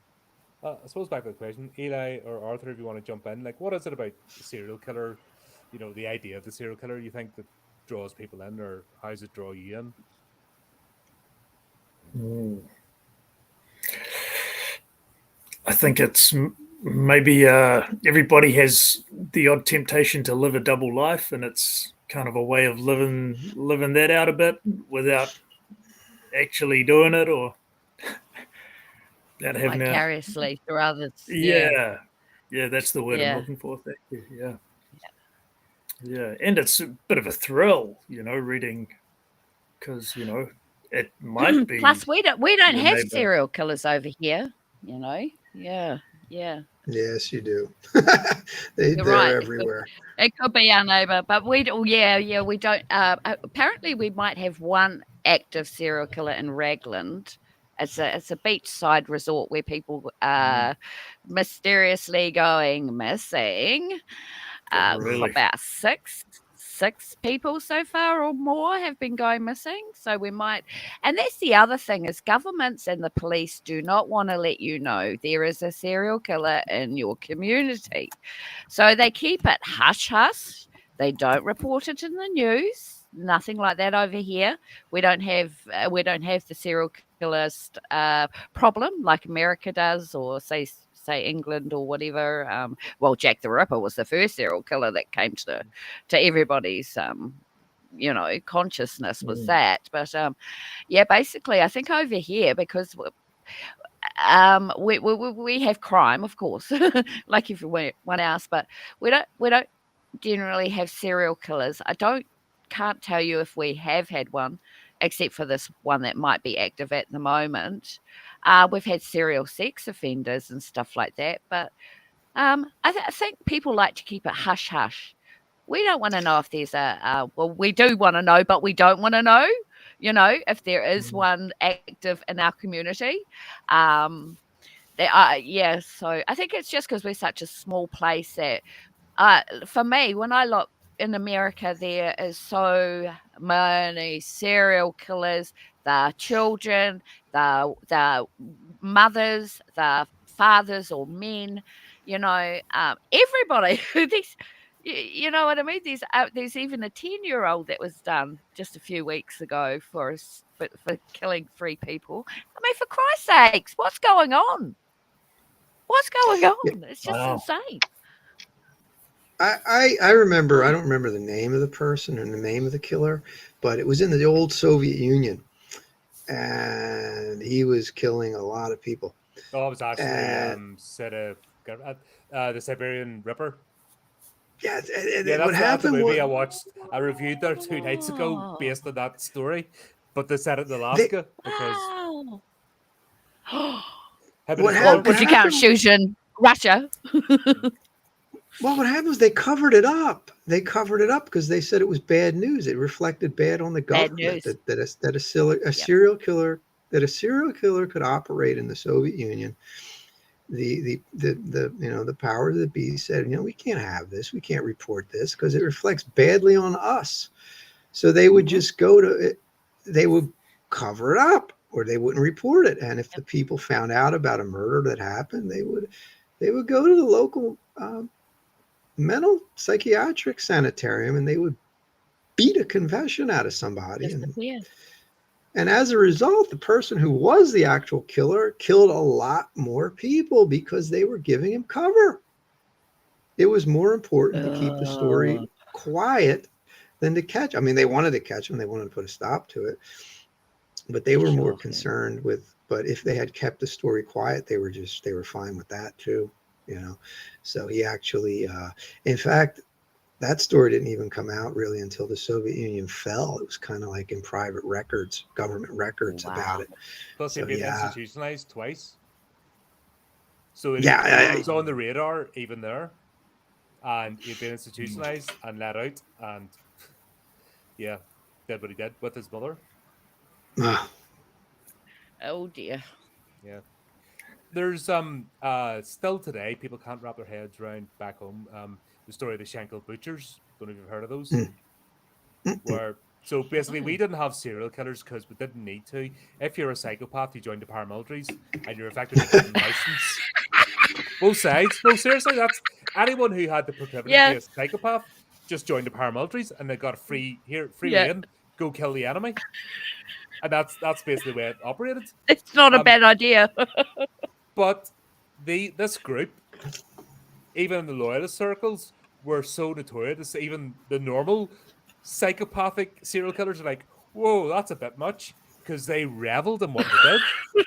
So what they do, one of them was a taxi driver, black taxi, and they'll go into like the Falls Road and stuff, and they just grab people. You know, somebody staggering home from the pub, grabbed in the back of a taxi, took it to basement or somewhere, and just brutalized for like 4 days. Like it didn't even get a quick death. It was like brutalized and then the body dumped. And God, what was it? There was about 7 members, so they're all paramilitaries anyway, and they had a license to kill in those terms. But even they took it that extreme. What was it? About 30, 40 people that were, killed. But the way they were killed is what really, that even in a country, because I know for a fact, growing up the way I grew up, we have this thing towards violence that it's, what our limit is completely different to other people. And I know that. And if you've seen recently, like when we kick off, it's nothing compares. Like they're what was it?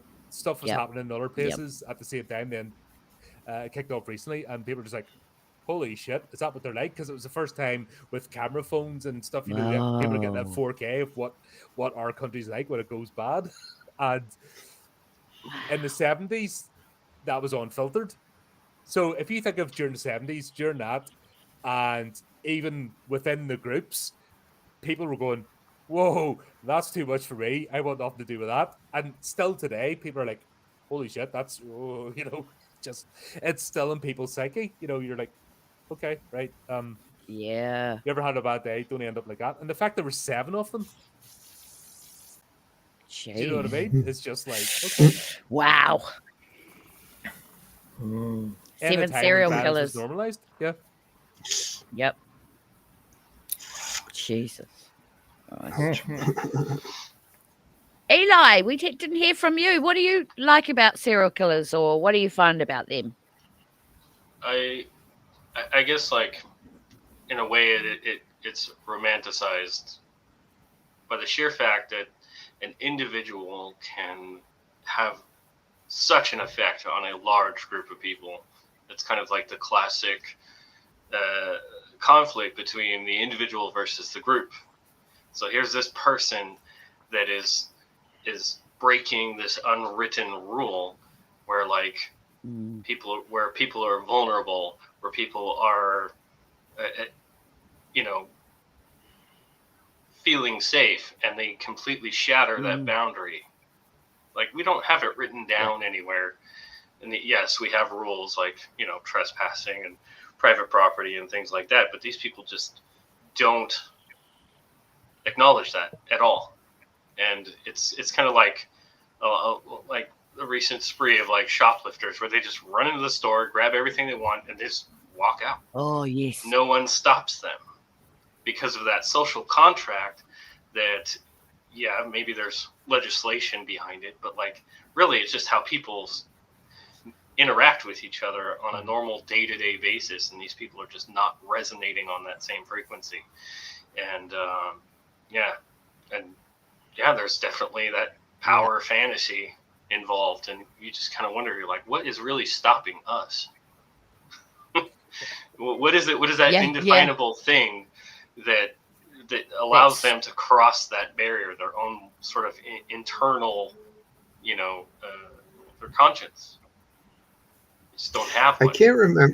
I can't remember who the serial killer was. It might have been Henry Lee Lucas.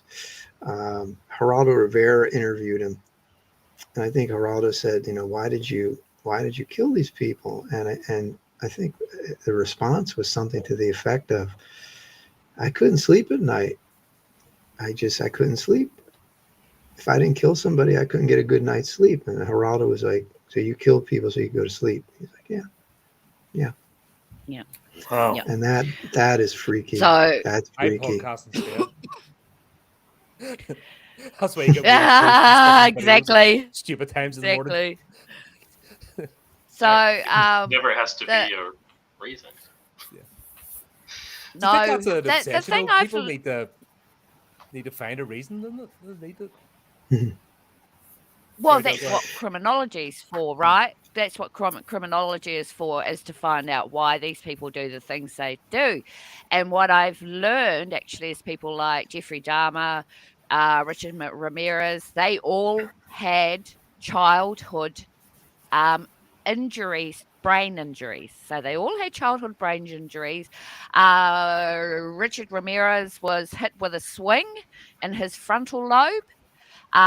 Jeffrey Dahmer had an accident where his frontal lobe was also damaged. So when the frontal cortex gets damaged, you've got no barriers, you've got no inhibitions, you have no judgment. So there is no wrong and right. They just purely run off primordial urges to do something that they shouldn't be doing, but they have no right or wrong because that function's been taken away. And if you look it up, you'll find about 10 serial killers, very, very famous, serial killers who have had childhood head injuries. And it's completely reshaped their psyche. I mean, they're walking around basically with no morals. And this is why they do the things they do. And we don't understand that because we haven't had the brain injury where it's been our normal way of functioning hasn't been taken away from us. So we can see what they're doing, but they don't. It's almost like having a disabled child with, say, autism or some sort of disability. Because they don't have that function there, they don't know how to use it. Because there's no function, there's no morals, there's no, lifting themselves out of it or stopping them or going and getting help because they don't know what they're doing is wrong. Yeah. Half the time they don't know what they're doing is wrong. Yeah, usually that kind of damage just totally changes your personality. Have you read about Phineas Gage? I've heard the name. No. Phineas Gage, he was a railroad worker, and he had a railroad spike go right through his head. And after they pulled it out, he survived, but his personality was just cantankerous. He just turned into an asshole. So yeah, but it has massive behavioral implications with that kind of trauma. Yeah. I'm not condoning it. Yeah. Not condoning it at all. Just as a study thing, that's actually quite interesting to learn about that as well. And most of them are Geminis, by the way. Yeah, my serial killers are Geminis, so that's also another interesting rabbit hole to go down. Sorry, Geminis. Sorry, two people are. Who wants to go first? Sorry. Go for it, Anthony. Go ahead, Arthur. I was just asking. I haven't looked at my star signs for years, but Gemini's the one with the two thingies together, right? Yep. Fish, Okay. Yep, that's right.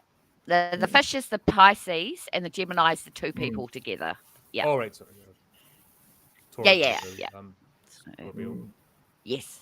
In my personal opinion, it's only my opinion, a lot of serial killers, when they're brought to justice, they may try a insanity defense, Yes. The jury is not going to come back. I shouldn't say that. I shouldn't say with definite or what's going to happen, what's not going to happen. Um, but if you ask the jury, hypothetically, find me not guilty by reason of insanity, the jury might turn around and say, you're not going to a hospital. You're going to death row. Yep. So a lot of these characters are, well, it's, I don't know. A lawyer once explained to me, he said there's a difference between being disturbed or mentally disturbed versus reaching the legal bar of insane to where you're not responsible for your actions and Yep. you're but that's all a question for a jury. You could have every psychiatrist in the nation say yes, this person's insane, but if the jury sees that as being in essence getting off easy, they're just going to ignore it and Yep. they're going to find the person guilty criminally, Do you and think they're either that's going to back to go what to Eli said about the social contract? Yep. If there's that Mm. sense Yep. of the social contract, like I think maybe so much now we realize how precarious or how fragile the social contract is that keeps us all in check. Yep. And if it pushes too far, if it goes too liberal, as in everybody can do whatever they want, it goes out of whack. If it gets too authoritarian, it goes out of whack. There's that balance, and it's always in flux. There's no happy medium, Yep. and there's no utopia. What I mean? It's always this is just the nature of humanity. This is what we Mhm. are, and we'll always have to. Once again, back to horror being the warning. We'll always have to keep ourselves. We can't be complacent. We'll have to keep ourselves in checks and balances, and keep each other to a degree Yep. in checks and balances, but without going overboard. Yep. Do you think with the serial killers, like you said, when it comes to a jury, it doesn't matter what you know, this is the reasons why it's so logical, hitting the head with swing, blah blah blah. But that sense Yep. of injustice or the social contract of the fabric of society being torn apart or spat upon is what creates a revulsion, but also the fascination. Do you think there's something about that maybe going on? I'll just throw Mm. that up in the air Yeah, anyway. because anyone can do it. Mhm. Yeah. Anyone can cross that Anyone's line. capable. Yeah, everybody just generally Yeah. goes along with it. We all agree to sort of, be as considerate to each other as possible. But when that line gets crossed and it becomes normalized, then that creates that sort of adversity and conflict between different viewpoints. Mhm. Like what we consider Yeah. normal changes Yep. all the time. Yeah, Yep. it's always in flux. There's It does. no It's subjective. yeah. Yep. Yeah, like I had this question asked to me last week, and that was, what would I do if somebody hurt my child? Well, I would do exactly like that same woman did over in America, and I would go and hunt the motherfucker down, and I would go to jail for it. That's all good with me. You know what I mean? I'm not a serial killer, but this is subjective. If somebody hurts my child, I will hurt them. That's just as far as it goes. I don't care what I might end up in jail, but hey, I've got one less scumbag off this fucking planet who hurt my children. And that's the only time I would turn. So what you're talking about, social contracts can be squashed under But is certain that not breaking the social circumstances. contract, like the first act? There's always this Yeah, taboo, isn't it, going totally. after people's kids? Like even in war, even in war, Yeah, there's always civilians. No go worries. You don't go slaughtering a village. You don't go killing the women and children. That's a no, no no. Even between hardened you warriors don't who kill have the medic. seen death. Yeah. Yep, Even yep, in that most extreme of things, war, there are rules and a sense of honor. yes, And once that gets broken, the punishment then it's all is on. as extreme at times. Mm. Or Yep, if it isn't, that's what yeah, bends the social contract out of. When you yes, don't see that extreme punishment for the crime, um, then yes, that just builds resentment. And the more the line gets drawn and pushed, then eventually you're going to see that equal and opposite reaction. Back to Newton's first law. Both, yeah, uh, that's going to come back, and then that's where you're probably going to get authoritarianism, and and then it's going to go too far because it's always people always act at the point of crisis, don't they? It's never Yes. proactive. It's always at that point of crisis that people garner themselves and go into action, and then it's usually an overreaction, and it's always that like Yes. constant flux. That's what separates us from the animals, defines us as Yeah. people. Yep. And then, Yeah. something happens but- within, Yeah, I think there's everybody's got a threshold, and if I don't know, you can't really just sit there and go, "Oh, I'd never kill anybody, no matter what, blah blah blah." But if it came down to you surviving in somebody else, a life or death situation, you'd wanna get out of it, right? So, you know, you do what you have to do. If someone's being aggressive towards you, you might act aggressive towards them, and or you turn around and walk away. But there's some things you can't turn around Actually, and Arthur's walk away story from. touches on that without spoilers. Yes, that's Arthur's right. story touches that concept very well. That's right. Exactly.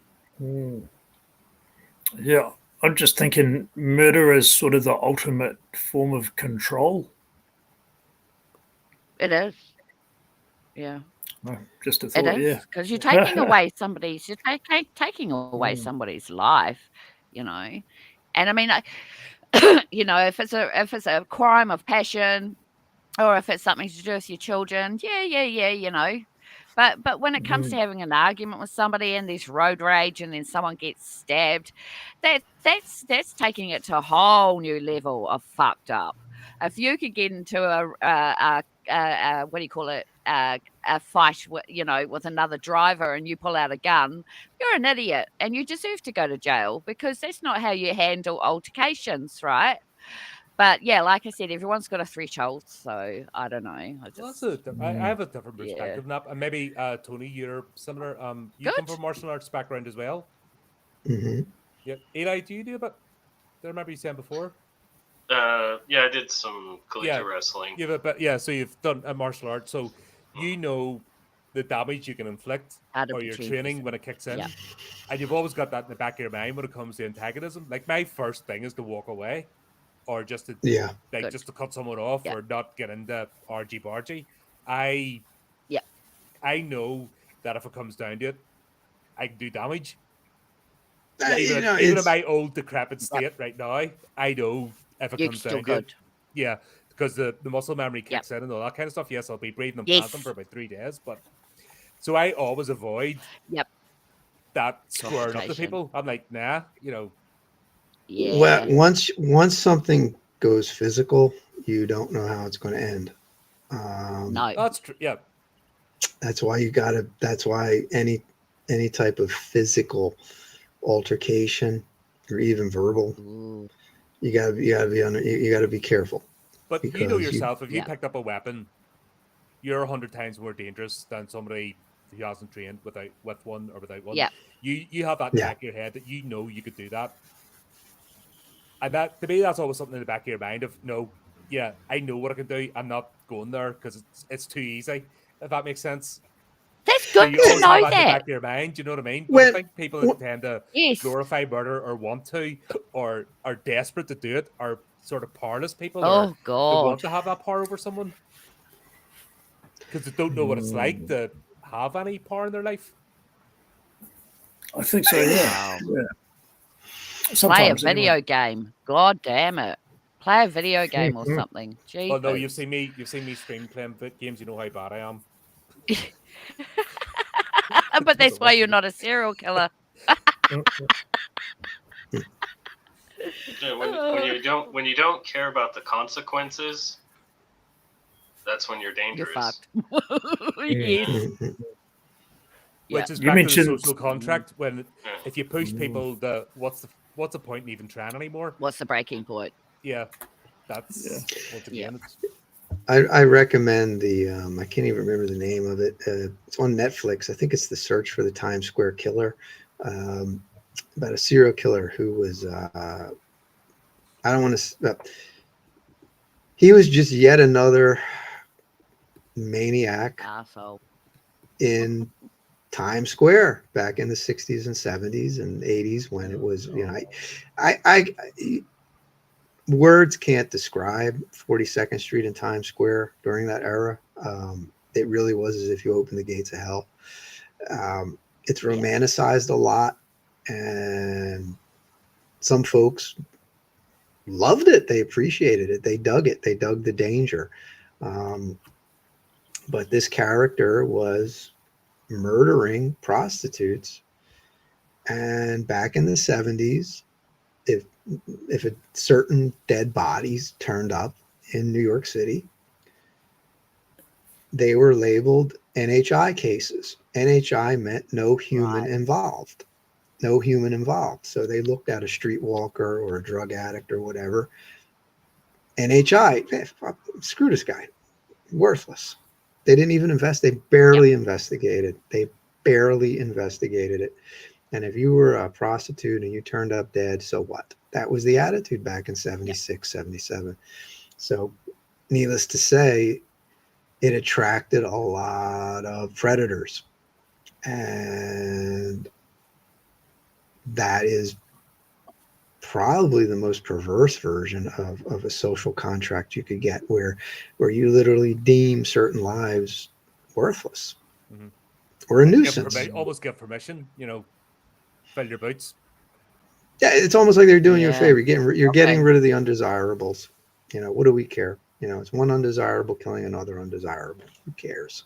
That was the attitude. Bad. That was the attitude. Yeah, it was. It still is. It actually still is the attitude.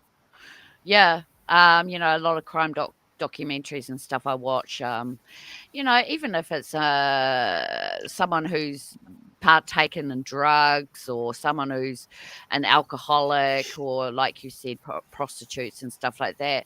Oh, yeah, it's just one less scumbag off the planet.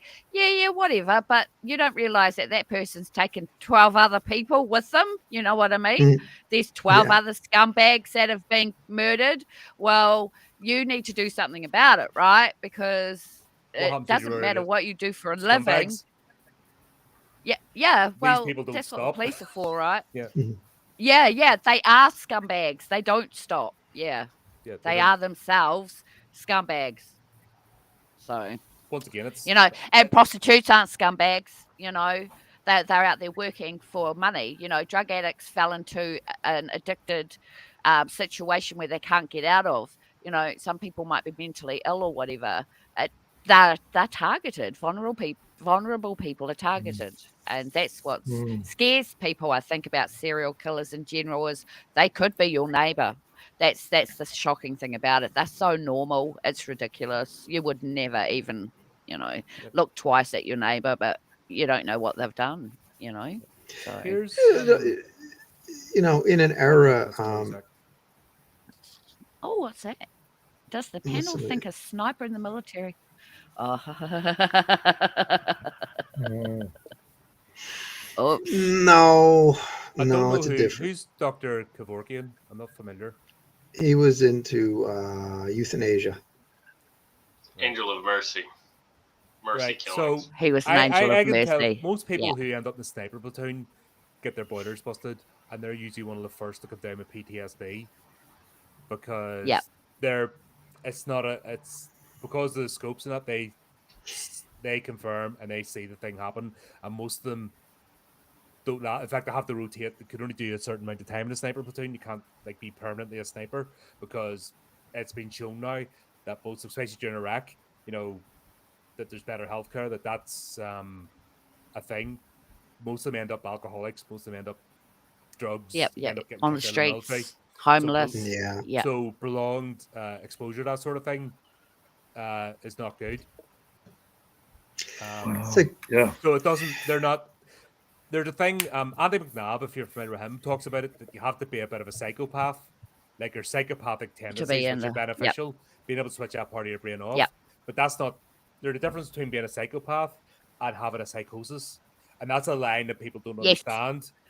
That gets crossed. They don't. Lawyers, doctors, judges to a point have psychopathic tendencies because they need to. People have narcissistic.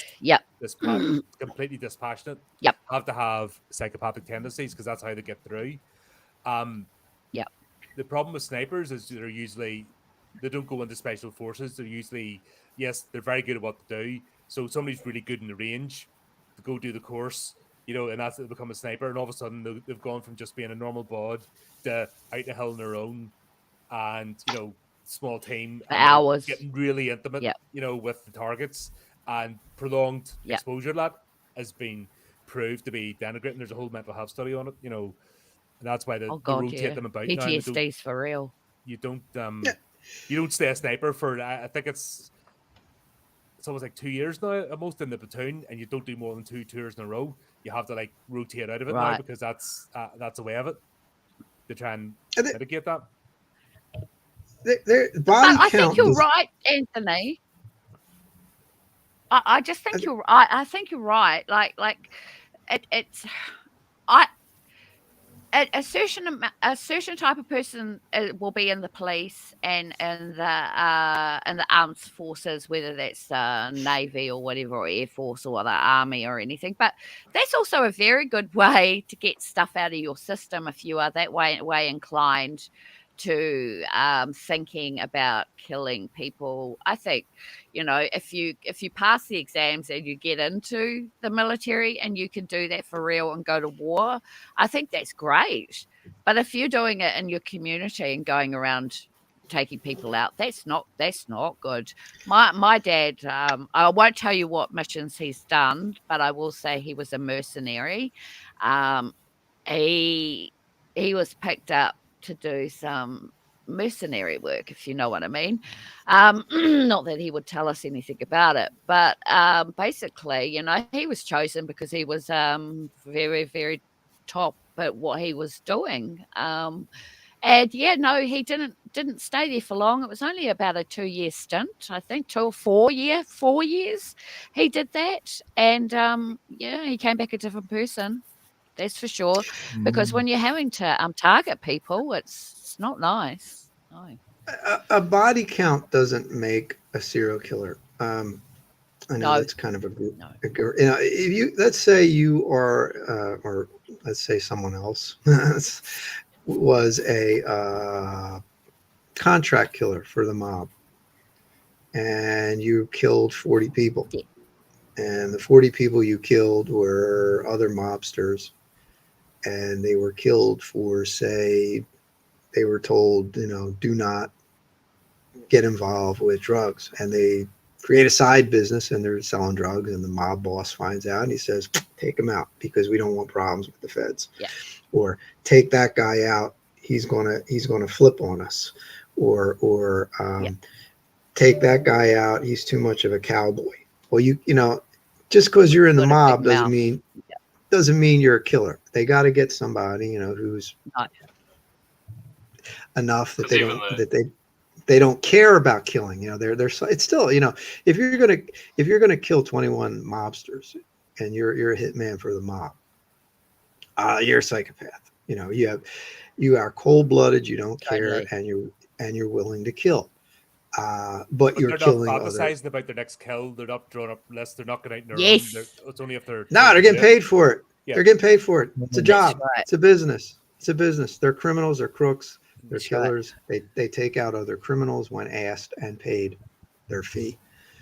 Yeah. That's not it's a serial same as killer. what I talked about with the Schenkel butchers. They were paramilitaries. Paramilitaries were responsible both sides for thousands of deaths. But these particular group, they took it to another level and reveled at it. And that's what even set the other hardened killers. People who killed on a daily basis went in, like, shut up a bar, no survivors, but, planted bombs. Yeah. Even those people went, whoa, that's not me. Huh? And that's the difference, I think, between somebody who kills and can switch that part of their brain off and somebody who revels in it and then needs it. And I think that's the difference between a serial killer and what really disturbs people is a serial killer needs to kill. They need an excuse. They have to develop rituals, because the fact they have to develop rituals and rules and stuff means they know they're doing wrong.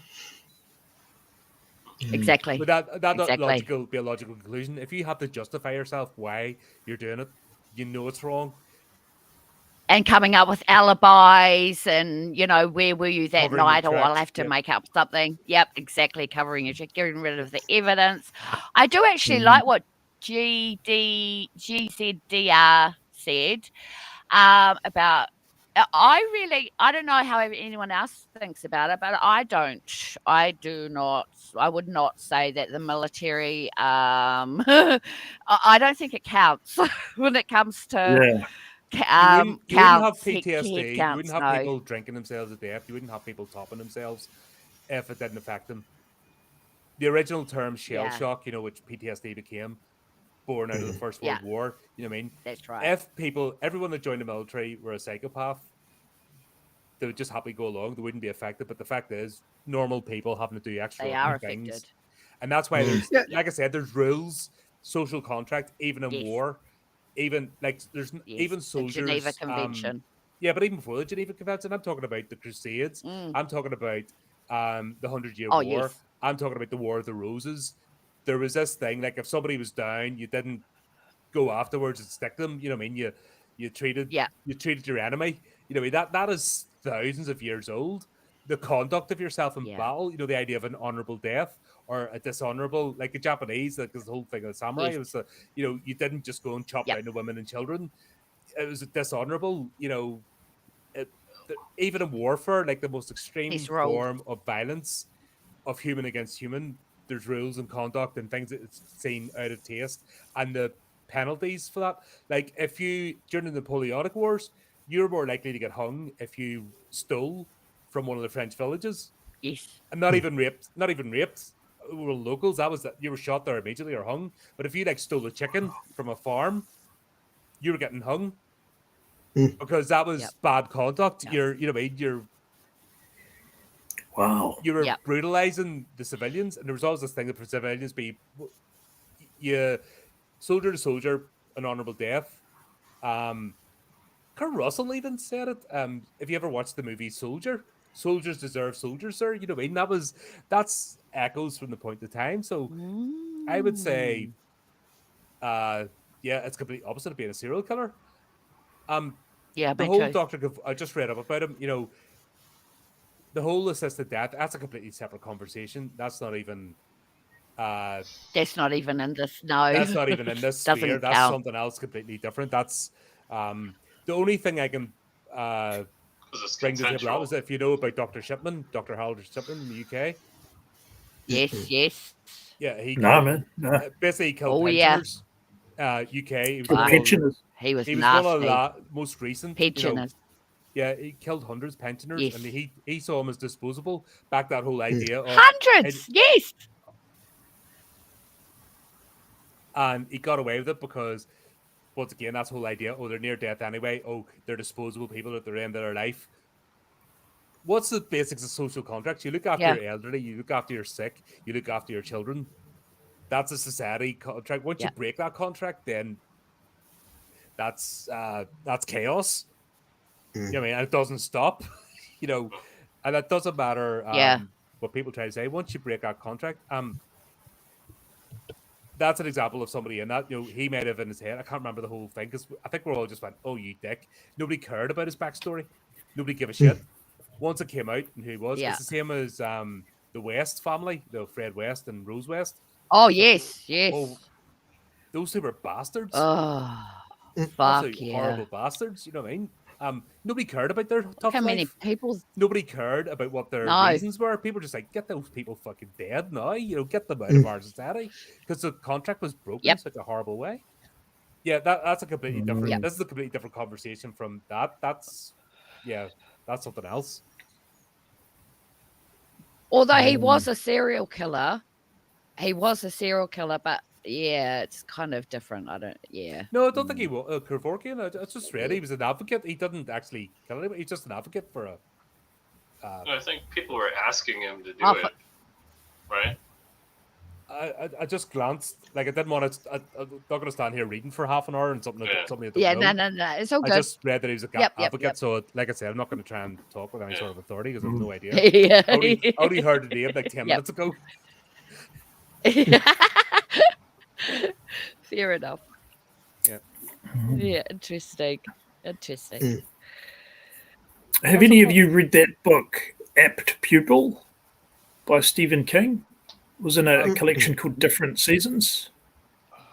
No. That was that sort of went a bit serial killer. Yeah, they made a movie about it, and it's about a teenager who starts hanging out with this guy who was a Nazi in World War II, and he escaped to America, and different personality and fake passport and stuff like that, and presents himself as the nice old man down the street, and eventually they start swapping stories, and the teenager sort of gets off on hearing about all these brutal Nazi war crimes, and they eventually start sort of getting this massive pressure in their heads about it, and worrying about it, and worrying they're going to get sort of found out, and they both end up killing homeless people and just taking it out on the homeless. Yeah. Wow. Oh no, that's nasty. Yeah. Sort of reminds me of talking about the need to kill. Sort of reminds me of that. Like they have to do it, and they can sort of go back to pretending they're normal. Oh God, Not a massive that's King fan, insane. but some of the stuff's. Me neither. I like the adaptations of his movies. I just can't read him. He's too jarring. Some of the stuff gets very repetitive. He'll tell the same story about 3 times in different anthologies. That's one thing I try to avoid with this. Is that it annoys me that there seems to be this trend as well that authors have like about 5 stories and they keep trying to pimp them out. And I always get the same story. Yeah, the same story, and then they start off with the whataboutisms. How long is this under contract for? Because they want the fucking exact date so they can pump off the next story. So they're trying to give you like sloppy seconds or sloppy thirds. God. That's why I came up with Richard Bachman. Mm-hmm.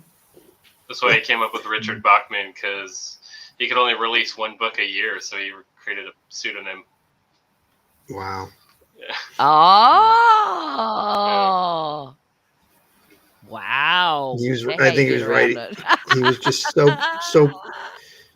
he was so prolific that he just that he had to create a pseudonym to just get more stuff out there, just because he wanted to get more stuff out there. I think he wrote Running Man in a week. Did it? Wow. Yeah. Apparently, yeah. Yeah, there's 2 books. One's called Regulators, and another one's called Desperation. They're basically the same book, but different authors. One's Stephen King, one's Richard Bachman. Wow. They are the same book. Yeah. Slightly different characters. And, I remember when I can't remember which book it was, but they released it as Stephen King writing as Richard Bachman. So it was a new book that came out after it was revealed. It was after it was revealed that he was Richard Bachman, and after he was a mega superstar. And for whatever reason, they published a book that's Stephen King writing as Richard Bachman. That was who the author was credited to. Why they did that, other than a marketing gimmick, I couldn't tell you. Arseholes. The cut. Isn't that plagiarism? Isn't that plagiarism? Plagiarism on your own work. I despise marketing departments. I despise marketing. Even though it's the lifeblood of getting your stuff out there, I hate it. It's so nothing sacred with them. Do you know what I mean? They'll spoil movies and all sorts, and they'll spoil endings just to get that juicy bit. And yeah, that could have just. Oh God! But it's like Joe Hill. Like they couldn't wait to tell everybody Joe Hill was actually Stephen King's son. They couldn't wait. Like they couldn't leave it alone. And you're just like, oh God! Really, what's wrong with a nudge and a wink? If people know, they know, and they just say, "Check this person out; they're really great." Yeah, why not? Yeah, but marketing departments are. I like to just finish. I like to just finish something and then move on to something else, which is fine when you're writing for a publisher. But when you have to publish your own stuff, or you're doing your own podcast, or you're doing your own book, now you got to do all that marketing stuff, which isn't bad because it's how you're getting your stuff out there. But man, it can be draining. It Oh, can it be kills me. draining. Just do It can be it. It's draining. draining, I know, but no one else is going to do it, so you Yeah, have to it's do it. The great joy is test marketing, where you try different things and you get a massively negative reaction because it was Right. that marketing plan didn't work. So sometimes that Yeah. happens. You got Mm. which is that's why you test market. But yeah, those are, oh boy, yeah, it's costly, it's time consuming, but hey, if you don't market it, nobody knows it's there. And the language, like generic marketing language, is horrible. I hate it. That's why. I was That's why I'm trying to do things. I guess that's why I'm trying to do things a bit differently. That's why the Mm. celebration stream idea came about. That's right. We've all taken part in this. Let's just sit together and shoot the shit for an hour or two. You know what I mean? And this is just marketing. we'll have the you know what I mean. We'll have the general. It's Here's the book out. marketing. Yep. You can pick it up if you want, but fucking just you're seeing a bunch of Here's the people who have authors. come together. Yeah, we'll go off on tangents and do all sorts, but I think that's better than generic. Oh, buy this book, scariest thing you'll read this year. Mwahaha. That Oh. that makes me. If I see an ad like that makes me cringe and not want to buy the thing. Yeah, I mean, what we're doing now is just a mix of informational marketing, attraction marketing. Yeah, You yeah. know, I I know mean, by it's. information. I know you can put it under, but we have not scripted this. You know what I mean? It's not like No, here's your line, here's your line. That's to me. That's I hate that. That's bollocks. yeah, And it might turn Yep. people off. Yep. This might turn people off seeing this. Oh, a bunch of nerds all talking about horror. Like, well, fuck, we're horror creators. Well, like this genre. Of course we are. Yeah. And you get to know it's the a good way. people. But This is a good way to make people resent you too. Because if you're out there having fun and you're enjoying yourself and people oh get yes, along, and the worst of all is people buy the books. Oh no, you're going to get resentment. You're going to get resentment. Yeah. So that's the other joy of yeah. doing things like this. You bunch of bastards. How dare you? And you know what? I'll do it again. Fuck you. It's That's the way. no, it's one of them things. I'd rather do something I'm actually enjoying. Like I enjoy having these chats. You obviously do. You keep coming back, so win-win. And if nothing else happens about us having a laugh for an hour or two, like hanging out, why not? Yeah. Uh, Yeah. and yes, if folks feel so inclined, it's out now in all good bookshops. Go crack on, grab it. Yes. Nice thick one this You'll time. love it. We're getting there. Right. Obviously, right. I have the first 10 volumes plotted out. I know what the themes are. But I'm not gonna. I Ooh. told you that from the start. When I went after Yes. hauntings at the first 10 volumes, I know what I'm doing for the first 10 volumes. I'm not dropping them all. I'm not spoiling it, and I'm not picking on people's heads. Here's the thing: I've already got a submission for the next volume, volume 4, already accidentally. Because You accidentally? yes, because I got Dan submitted for this one. And I read the story and went, fuck, that's volume 4. And I sent him a message, mate, I'm going to accept this, but however, here's the thing. Don't tell anybody. Here's the theme. This fits here. And I don't want to put out the submissions for volume 4, and you've technically already done it. And then you have the wreck your brain. Oh. Do you mind? And he was all cool about it. Dan Hank, if you've seen him on the show. Yeah. Yeah, so he's all cool about it. That's cool. So I've already got one submission already for volume 4 because Oh, wow. that's the way it worked out. And when we finish the stream and I tell you what it is, you'll understand. Yay. I actually have a horror sci-fi story in my current book. That's Neon Globe. a giallo. It's a mashup cyberpunk giallo, which is it's not the book is Cogs in a Neon Globe. That's a collection, so it's actually three stories with an intro and an outro, and the middle story is actually a horror sci-fi mashup. Nice. And that's something I actually had plans on doing a full cyberpunk novel that was going to mix cyberpunk with a traditional horror character, Ooh. but I have not fleshed that out, and that maybe it'll be my next project. I don't know, but Yes. that was an I've, idea I I've had. But moved it. yeah, I I've mean, moved it to I'm definitely going to read. I've moved it from that pile to I'm definitely going to read pile. Um, when my glasses arrive in a week and a half's time. Yes, Oh no. yes, I had to get glasses. I had to go to the opticians because I'm like, I get my headaches and I'm like, oh shit. So yeah, Yeah. week and a half Yeah. time, I'm gonna have goggles on, and I might Wow. actually be able to read. Because that was the thing. I was starting to try to read stuff, and I'm like, my flipping, what the hell? I'm thinking it was the Oh, lights and all sorts, and I'm getting really annoyed. it's your eyes. Oh Yeah. no.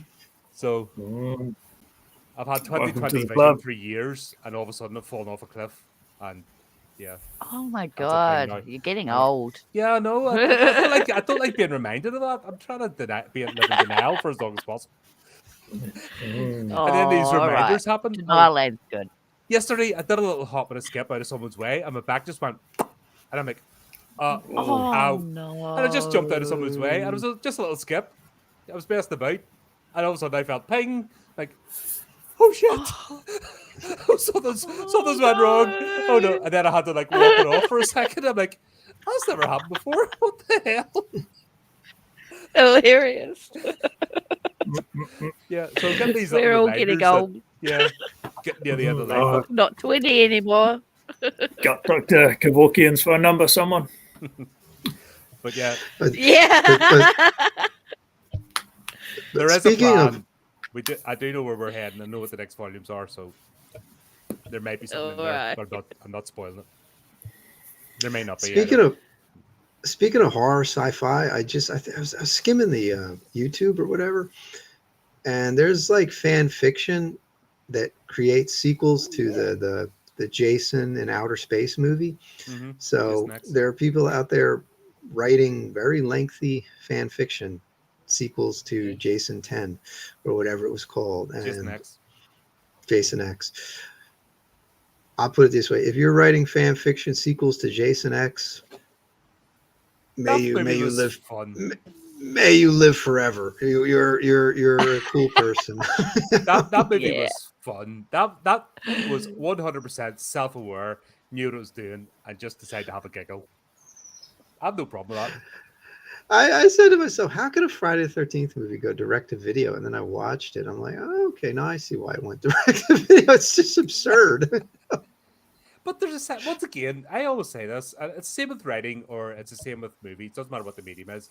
If you have this sense that somebody's trying to entertain you, then you're very Yeah. forgiving. If it's just screw you, pay pig, you're stupid, you're just going to give us money, we don't have to try, and you get that sense, it's like, nah. It's the same as way with the indie circles, there's this genre appears. What was that reverse harem genre that appeared for a while, and just people were pumping out crap, didn't even care, or erotica, vampire erotica stuff for a while, and thousands of books, and people were just jumping on the bandwagon, didn't give a shit, and you just got that feeling of, yeah, you're stupid, you like this, I don't like you, just give me your money, and you can't read anyway, or so you kind of got that sense of, I don't know, vitriol towards the customer from it. Wow. It's the same as people that like try to pump out AI stories and just but just upload. Okay, Chat GPT, and then they don't even look at it. They just go right, upload. Right, there you go. Arseholes, you don't even read anyway. Just pay me money.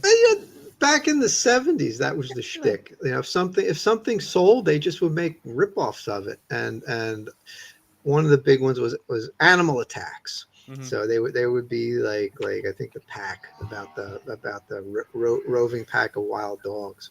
That was a big bestseller. I don't know, not a great the cocaine book. whole sequence of videos came out there in the last The 2 which? years.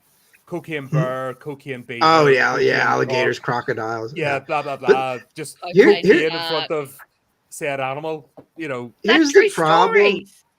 Here's the big problem with animal attack films.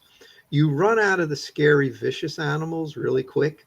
And before you know it, they're putting out horror books with cats, or rabbits. And you're like, that's not scary, dude. It's like, once you get And past the it's mean. snakes, yeah, once Yeah. you get past the snakes, the bears, and the alligators, you're kind of, Yeah. and the wolves, you kind of got to stop. Some certain animal kingdom members just Nobody else can be Guy Smith. The killer crabs. Yes. Crabs. Yes. No one else could be yes. Guy Smith. He had a certain like demented genius about and they were pulpy as hell. But Oh, those books sold. His werewolf books. The story about him, man. He was working, I think, in a bank, and I think he was with a bunch of the people he was working with all wanted to be novelists. So he said, "Well, I'll try to be a novelist." And he wrote this, this okay werewolf story, novel.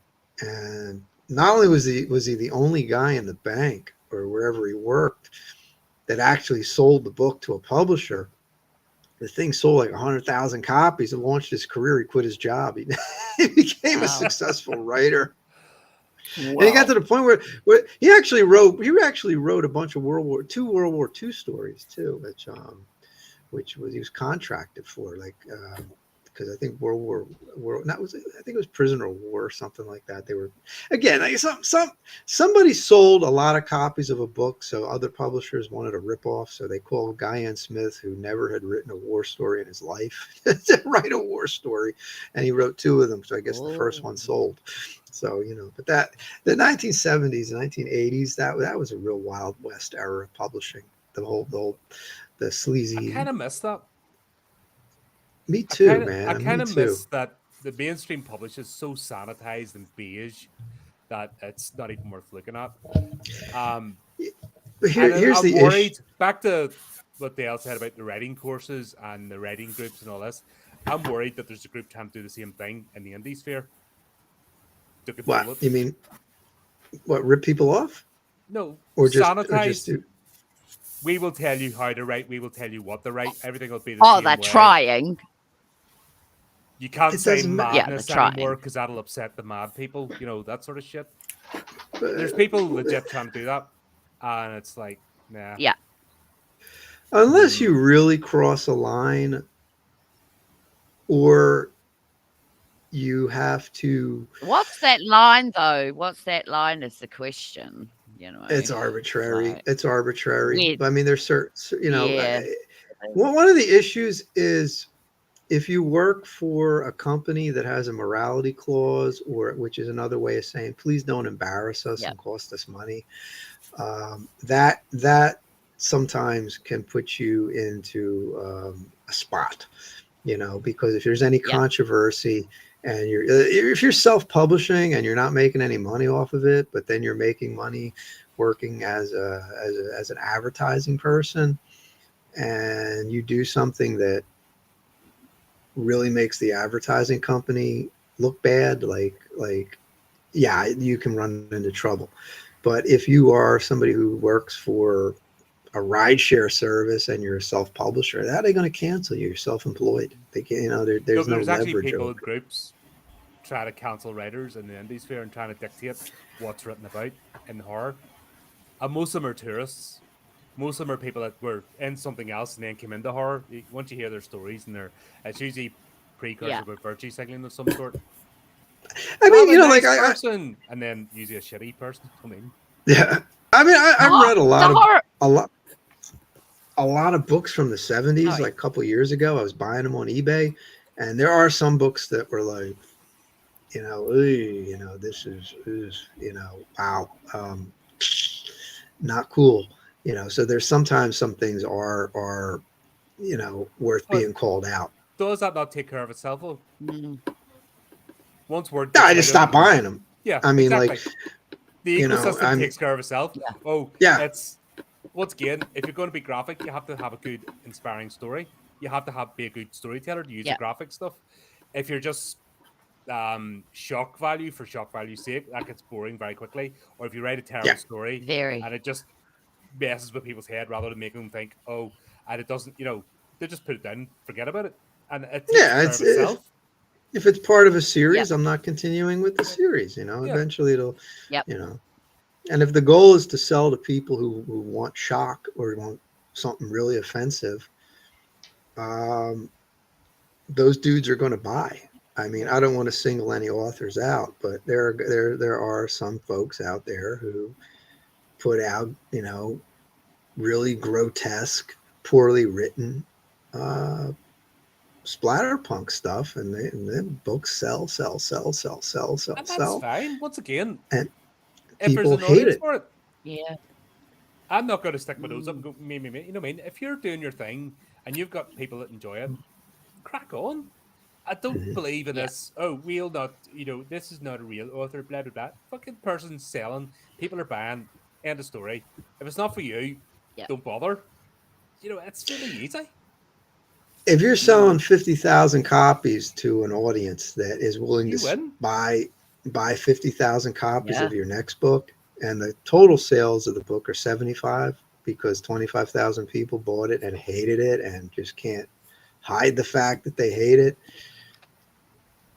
Dude's collecting his check and he's still got 50,000 readers. It's I know that he might have they don't 60,000 next time they, because some of them might even like the controversy because some people may say this is the Yes. worst book I've ever written. It's the most offensive book ever written, and somebody will say, "Wow, it's the worst book ever written and the most offensive." I'm gonna check that out. They'll buy it. They'll read 10 pages. Yeah, you're Yeah, right. Throw the exactly. book in the garbage, but you don't have to read the whole book. You just got to buy it. The Yeah. dude gets paid. He doesn't Yeah, care. exactly. no, there's these You people know. trying to be Funny. arbiters. Sort of. That's why I left a lot of writing groups and stuff because I see it, and you can only be an author through me. You know, unless I edit you or I do this, you can only, and it's all very subtle and bitchy, and you're like, go away. Yeah. Yeah. Yeah.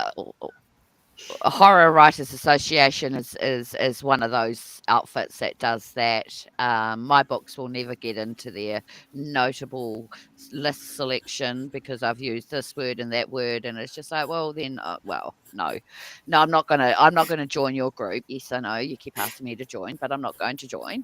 But that means I miss out on Bram Stoker Awards. So that's marginalizing other authors who want to just be free with their words and want to have freedom of speech, because we're allowed to. But then you have people working against you, like say the Horror Writers Association, because you didn't include a minority in there or a token character or whatever. There's organizations out there like that who are doing the horror genre an injustice and are putting authors off writing horror. So I just, just be wary that there are groups out there like that try to tell you what to do, and you have to come up with your own. I don't know. Would you want to go mainstream, or do you want to stick to indie and see where that would go? You might not get so much sales, but you got to write what the hell you wanted to write, right? you know. When you partner with somebody, you're just gonna, you're going to lose certain levels of control. Like I know some people complain Yeah.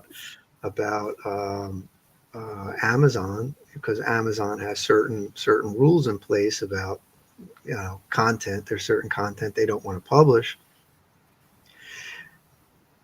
If your content Yeah. violates Amazon's rules, then you should look elsewhere because Well, there's Yeah. other options as well. There's godless.com. yeah, There's different. Yep. I mean, there's different platforms. I mean you Um, can't Yep. you can't bitch and say, Amazon, I want you to publish my book even though it violates your terms of service, because that's just not, they're not going to work with you, they're not, No. it's you're not doing it solo. That's the thing. When you're not doing something solo, you gotta Compromise. well, it's the yeah. same with horrific publishing. Compromise. Yeah. I think you know by now. Like you have been with me and with the podcast and all. I think you all know me long enough. There's certain people I'm not going to take on board, and it's just because of their mindset or, what I mean, if they're generic, they're boring, they're bland. If they don't get what I'm about, I'm not going to take them on board. Mm. There's Yep. certain people rub me up the wrong way, and that's from like a first email, Yep. and I don't even have to read their story. Do you know what I mean? Yep. There's things they'll put in the email. I'm like, nah, not No, interested. no, I've no time for no. drama Nobody wants to. queens. So No, if you're a drama queen that's wanting exactly part what I twos, was going to say. yeah, I've no Drama time for you. queen. And I do not mess about. Yep. I'm like, fucking goodbye. That's me. Yep. Yep. I have a particular sort of vision. I have, even the way the books are laid out, not have a certain thing in my mind the way I want them. I hate like sentences running off into the top of another page. That really pisses me off because it looks as if you've just copied and pasted and dumped it on. You know what I mean? I like Yeah. new page, new paragraph. I like the images facing so that when you're opening the book, you see the new story starts at a particular way. That's Mhm. if you've obviously been in multiple publications, No, so that's brilliant. you'll see what I'm aiming for. Don't always get it right. Like this time round, fuck Amazon. I don't know what the hell happened, but the first print there was like gaps and stuff, and I had to reprint the books.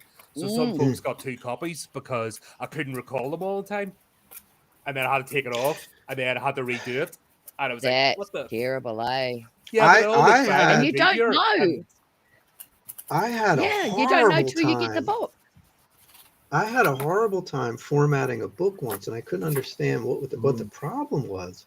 And the problem, it turned out, was I don't remember exactly what it was, but it was like if you move the cursor down, if you don't do a sometimes page break, if you do a return instead of a page break, but it won't show up in the preview. It only shows up in the print that yeah, comes out.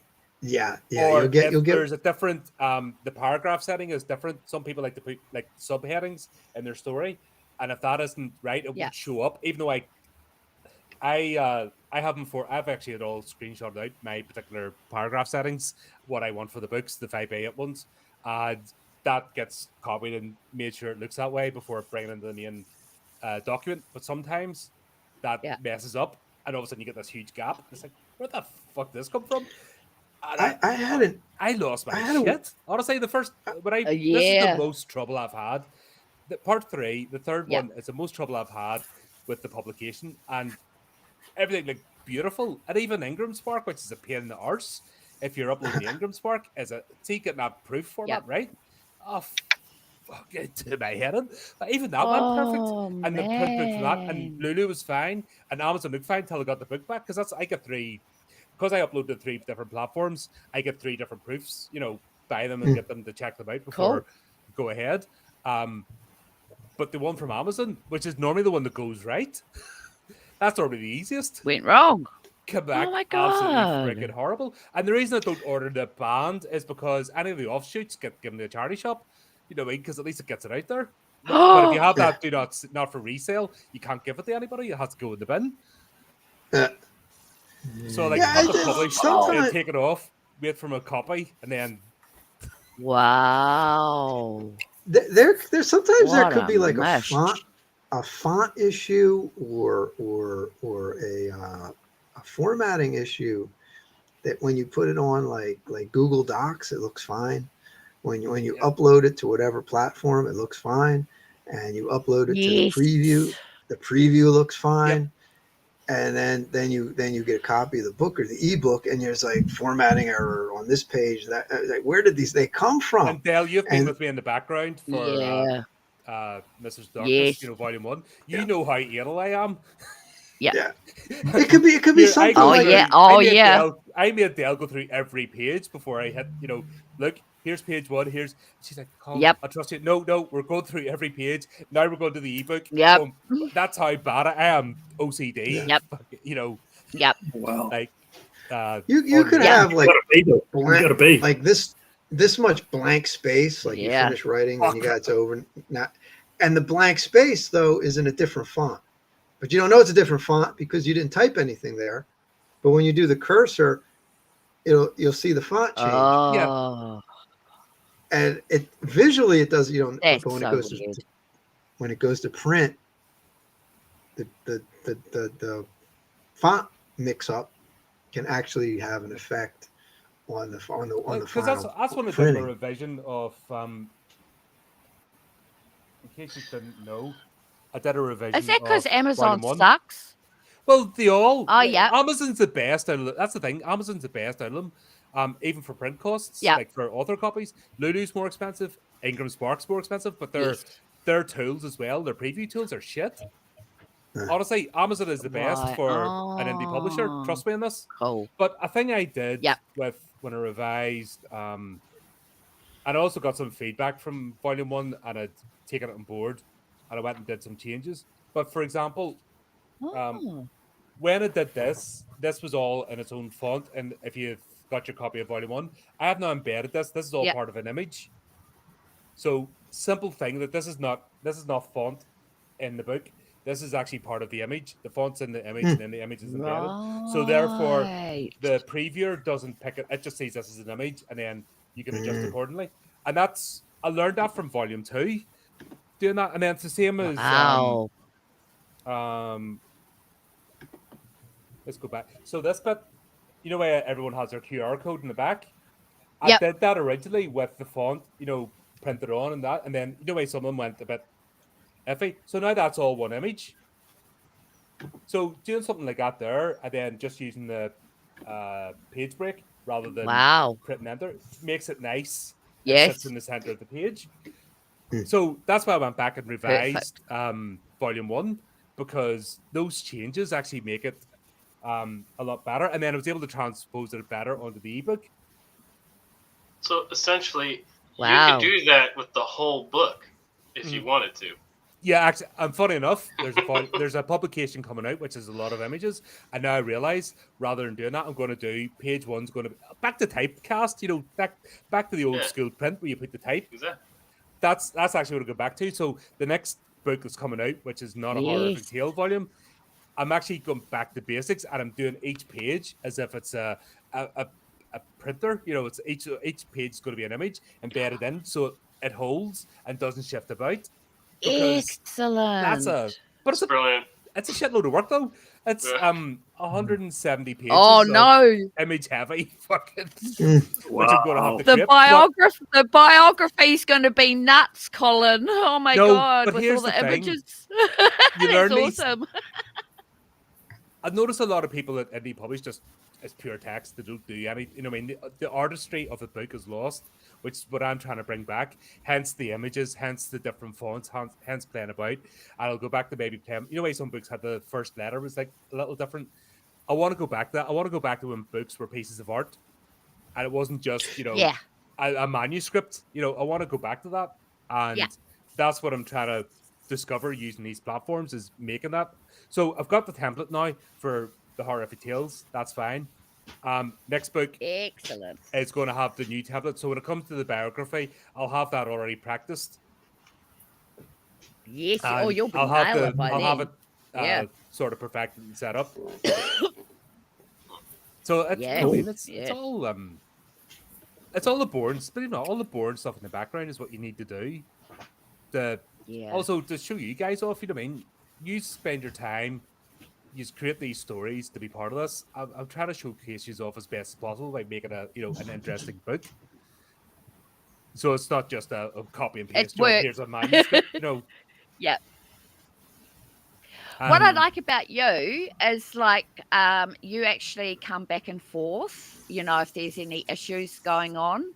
Whereas, say, Wicked Shadow Press don't give a shit. They just print it, if you know what I mean. They print the story and they don't care, sort of thing. Whereas, like with this magical, the Curious Life of a Serial Killer, you change some of the words, you know, to bring it, I don't know, into past tense sort of thing, or you change some of the tense, and it works. It works. And what I like is that you know, we talk about it and all that sort of stuff. Other anthologies, they don't. The one I worked on with Lee Murray, which was Remains to be Told. Yeah, I mean that was even different altogether. You know, anthologies. All anthologies are different. They all look completely different from each other. So you just keep doing what you're that's what you doing want. because You you want know each one to have its they own look flavour. amazing. Each particular Yes. anthology has a style, and you know what I mean. What works for them, that's my style. But one thing I will not be is dictated to. Yep. And that came about this time round from people that got rejected. It But did. I will not be, just because I'm open for a conversation doesn't mean I'm having somebody coming in and go, you will do this, you will do that. I think you'll find it at Yep. home and you can fuck off. Yep. 'Cause No. I'm not putting up with that shit. At the end of the day, yeah, you're the editor. It's you, what goes goes. You know, that's just the way it is with anthologies. Yeah, you So, can't dictate to you the know, and the publisher, fact that the editor. no, no, and those two people that did, well, they deserve to be Well, there was a gone. couple. Really, at the end There of was the a couple. day, yeah, This was yeah, and it's sad to see because them this go. got But more hey, you know, because this got more traction. More people come in, and more people were trying to dictate. And I was like, nah, that's why it took longer this time because obviously I want to give everybody a fair crack of the whip. You know what I mean? Obviously, I want to get this balance of we're returning regulars and bringing new people in, but yeah, also this is part of it. Believe it or not, this is an unwritten part of the contract. If you're not prepared to come on here and talk, what are you doing? There's loads of other. This is what this is yeah, about. Is trying to bring that third dimension, an extra element of you get to know the authors. So with my anthology, isn't just a bunch of nameless people or faceless people. You get to actually no, know who's here, and you don't have to be a podcaster. You just have to have a personality. You know, which everybody here Did you does. ever watch? You ever watch a Harlan Ellison interview? No, I remember talking about him huh? one of the times before. That Harlan Ellison Oh was no, phenomenal in front of if you put a microphone in front of him. He was entertaining. If I were a publisher or if I were his agent, I wouldn't get him anywhere near a microphone because he will cause you problems. He well, oh no, killed the Mike Douglas show. Dead. They invited him on the Mike Douglas show, and Mike Douglas had no idea who he was. Mike Douglas did not. Talk show hosts don't know who any of their guests are. They can't. They're booking how many people a week, how many people yeah, a year. they're just talking heads. yeah, yeah, And I don't remember what he yeah. said. I don't remember what Harlan Ellison said, but it was a religious reference. It was about atheism. And Uh-oh. all you hear in the audience is, Gasp. and that's all you heard. The audience was dead. He killed the audience. Wow. No reaction, no laughter, not just he killed the audience. Oh and, my and, gosh. and the guests on the other were looking at him like this. And this was like 2 seconds. This is like a minute into his segment, and he just killed the show. He killed it. He just killed it. Now he was entertaining. I mean, he's always cool to listen to, but he didn't sell any books. I don't think he moved it. How to ruin your career in 1 minute. Yeah, but that's what it normally. You know what I mean? People will be looking him up now. He'll live on forever. People like that have a longevity. I'll always remember like Clive Barker when he was doing the audio commentary for Midnight Meat Train, and Japanese director. They're talking about the facts, but the bit where he really got the director, and you can just hear the silence, is when he told him, the what do you call that? The apron that Mahogany wears, like a stainless steel one. So he basically just goes, "Oh, that was great." So what he did is he nicked that at the end of the day and took it home for sex play with his boyfriend, and brought it back to set next day. You can just hear and you can just hear the director going, "Oh," and just you can almost hear that seat, moving away from him. And I'm just like, like Clive Barker's a fucking pervert. That's why I love him. He's great. He is unapologetic. The people that are like, "Oh yeah, we need more of this," they can't handle Clive Barker, and all his work is sanitized because they just can't deal with him. I love the guy to death. And somebody like that is completely unapologetic about what he does. But yeah, that interview, or during the just the audio commentary when you're playing the video and they're talking about all this stuff, just oh my god, that's so worth listening to. And just for that moment, and the director's going, "Oh shit, this is real. This is happening," and oh my god, just stumbling. I don't know how to process this. There's another exactly. Another classic. Two other classic Harlan Ellison interviews. One was they just kept bleeping him and bleeping him and bleeping him and bleeping him. Oh, no. And the host turns around and says, it was a TV interview, and he goes, "Would you mind not saying bad things about our sponsors?" Because he went on the interview, he started ripping on McDonald's, he started ripping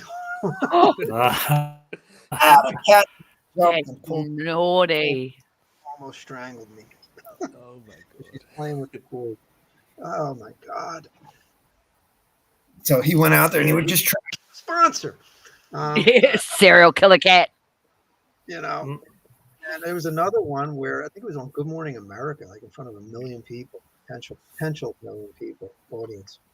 And they did the lead in, and they said, type of this cat is trying to. Your cat's Yeah. trying to kill you. I You think may you as well need to just put stick it outside. I think you need to put the food on. No, that's worse actually. If you put the cat out, it'll be like I'll start this trying to stuff kill me. more. We're wrapping up anyway, so See, look at the look on the face. Like I didn't do anything. yeah. Oh my cute. god, oh, she's look! waving. I'm Oh, cute. I'm fluffy. I want to be part of this. There's something going on. oh. Can you pass her here? I want to cuddle. She was a I wish you could. My niece's dog. stray cat who Yeah. just got very lucky. So now she has a home. Oh, So were anyway, you gonna say Colin? I said my niece's dog, Barney. He was a Were you Shih gonna Tzu. say something? Yeah, my niece's dog was like that. He Yeah. would just be like, "Arr." If you were if he would have to be sitting on my lap looking at the camera, and he'd have to have an earphone and know what's going Oh on. my god, If you're part of a conversation, he had to be. that's involved. so cute. Holy shit. Oh no. so good because it's early in the morning. She wants to eat. But no, I think what was I saying? Oh yeah, they had him. I think it was a Good Morning America, one big show, and the lead-in was and we're going to find out what kind of weirdos read science fiction. As soon as he heard him say weirdo, he got up, he left. So when they came back from commercial, now you have a 5 or 10 minute interview segment, and the No guest guest. walked. No guest. That's terrible. No, do you know what? That's why legacy media is dying. Because they never moved. They still haven't moved the dial. They still think their night talk shows and stuff are relevant, and nobody gives a shit. Oh my Nobody god, wants that anymore. The no. 10-minute soundbite of nobody actually saying anything, and no, who wants that shit? Mm. Yeah, I Oh, mean, no. I can't. I don't remember who it was. It might have been 2 people, but they were booked on massive media tours, and they were doing TV shows with 1 million, 2 million viewers, and they sold Nothing. less books. They sold less books than I did. Oh my god. And yeah, Oh my god. a major publishing house putting them in front of 10 million, 20 million audience, to promote their stuff. And the sales were bad. I mean, you can't sell a book nobody wants to read, no matter how you promote it. That's clearly whatever. I don't want to single anybody out, but clearly what they had put out there was no audience for. Well, anyway, when you're in front of 1 million people, you should sell a certain number of books. Yeah. I'd be like maybe on all them shows. Anyway, talking about books people want to read. Start with you, Tony. We'll go Tony, Eli, Dale, Arthur. What have you got coming up next? To read? Yeah, what have you got coming out? You mean to read or to? No, what's your next project? What I said, talking about books people want to read. I was trying to be clever there. Obviously, I failed. I was stumbled. I gotcha. Gotcha.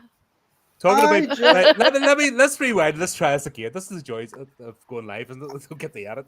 I'm talking of books that people want to read. What do you guys have coming up next? Start with Tony. Correct.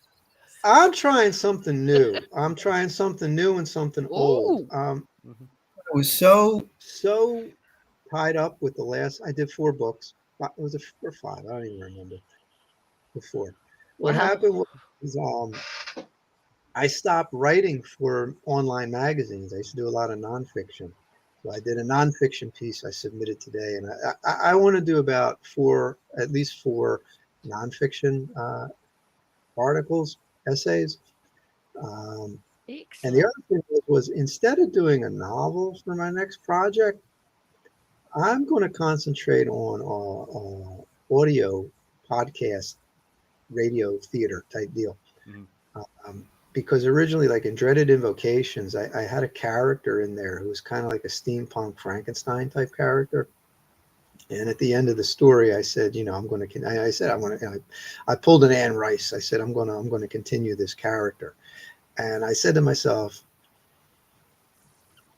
if I, do I want to write a full novel with this guy, or do I want to do like 3 or 4 stories with him in a collection? And I said to myself, nah, you know what I want to do? I want to turn that into a podcast, radio theater deal, because I've been actually I don't publicize my comic book podcast too much because it's, I just wanted to test the waters with it. And I've been playing around with that for like 6 months or so, like an episode here, an episode there. Those are audio essays, just narrated. And it actually did pretty good the last couple episodes. It actually charted well on Apple, and I picked up a bunch of followers and then whatnot. And I said, wow, maybe I should push a little bit more with this. So I have ideas for the next novel, but I think this year, I think I'm going to go with audio radio theater, just to branch out, to try, like people like free stuff, and podcasts are free to listen to. You can monetize them through sponsorship. So maybe I could reach a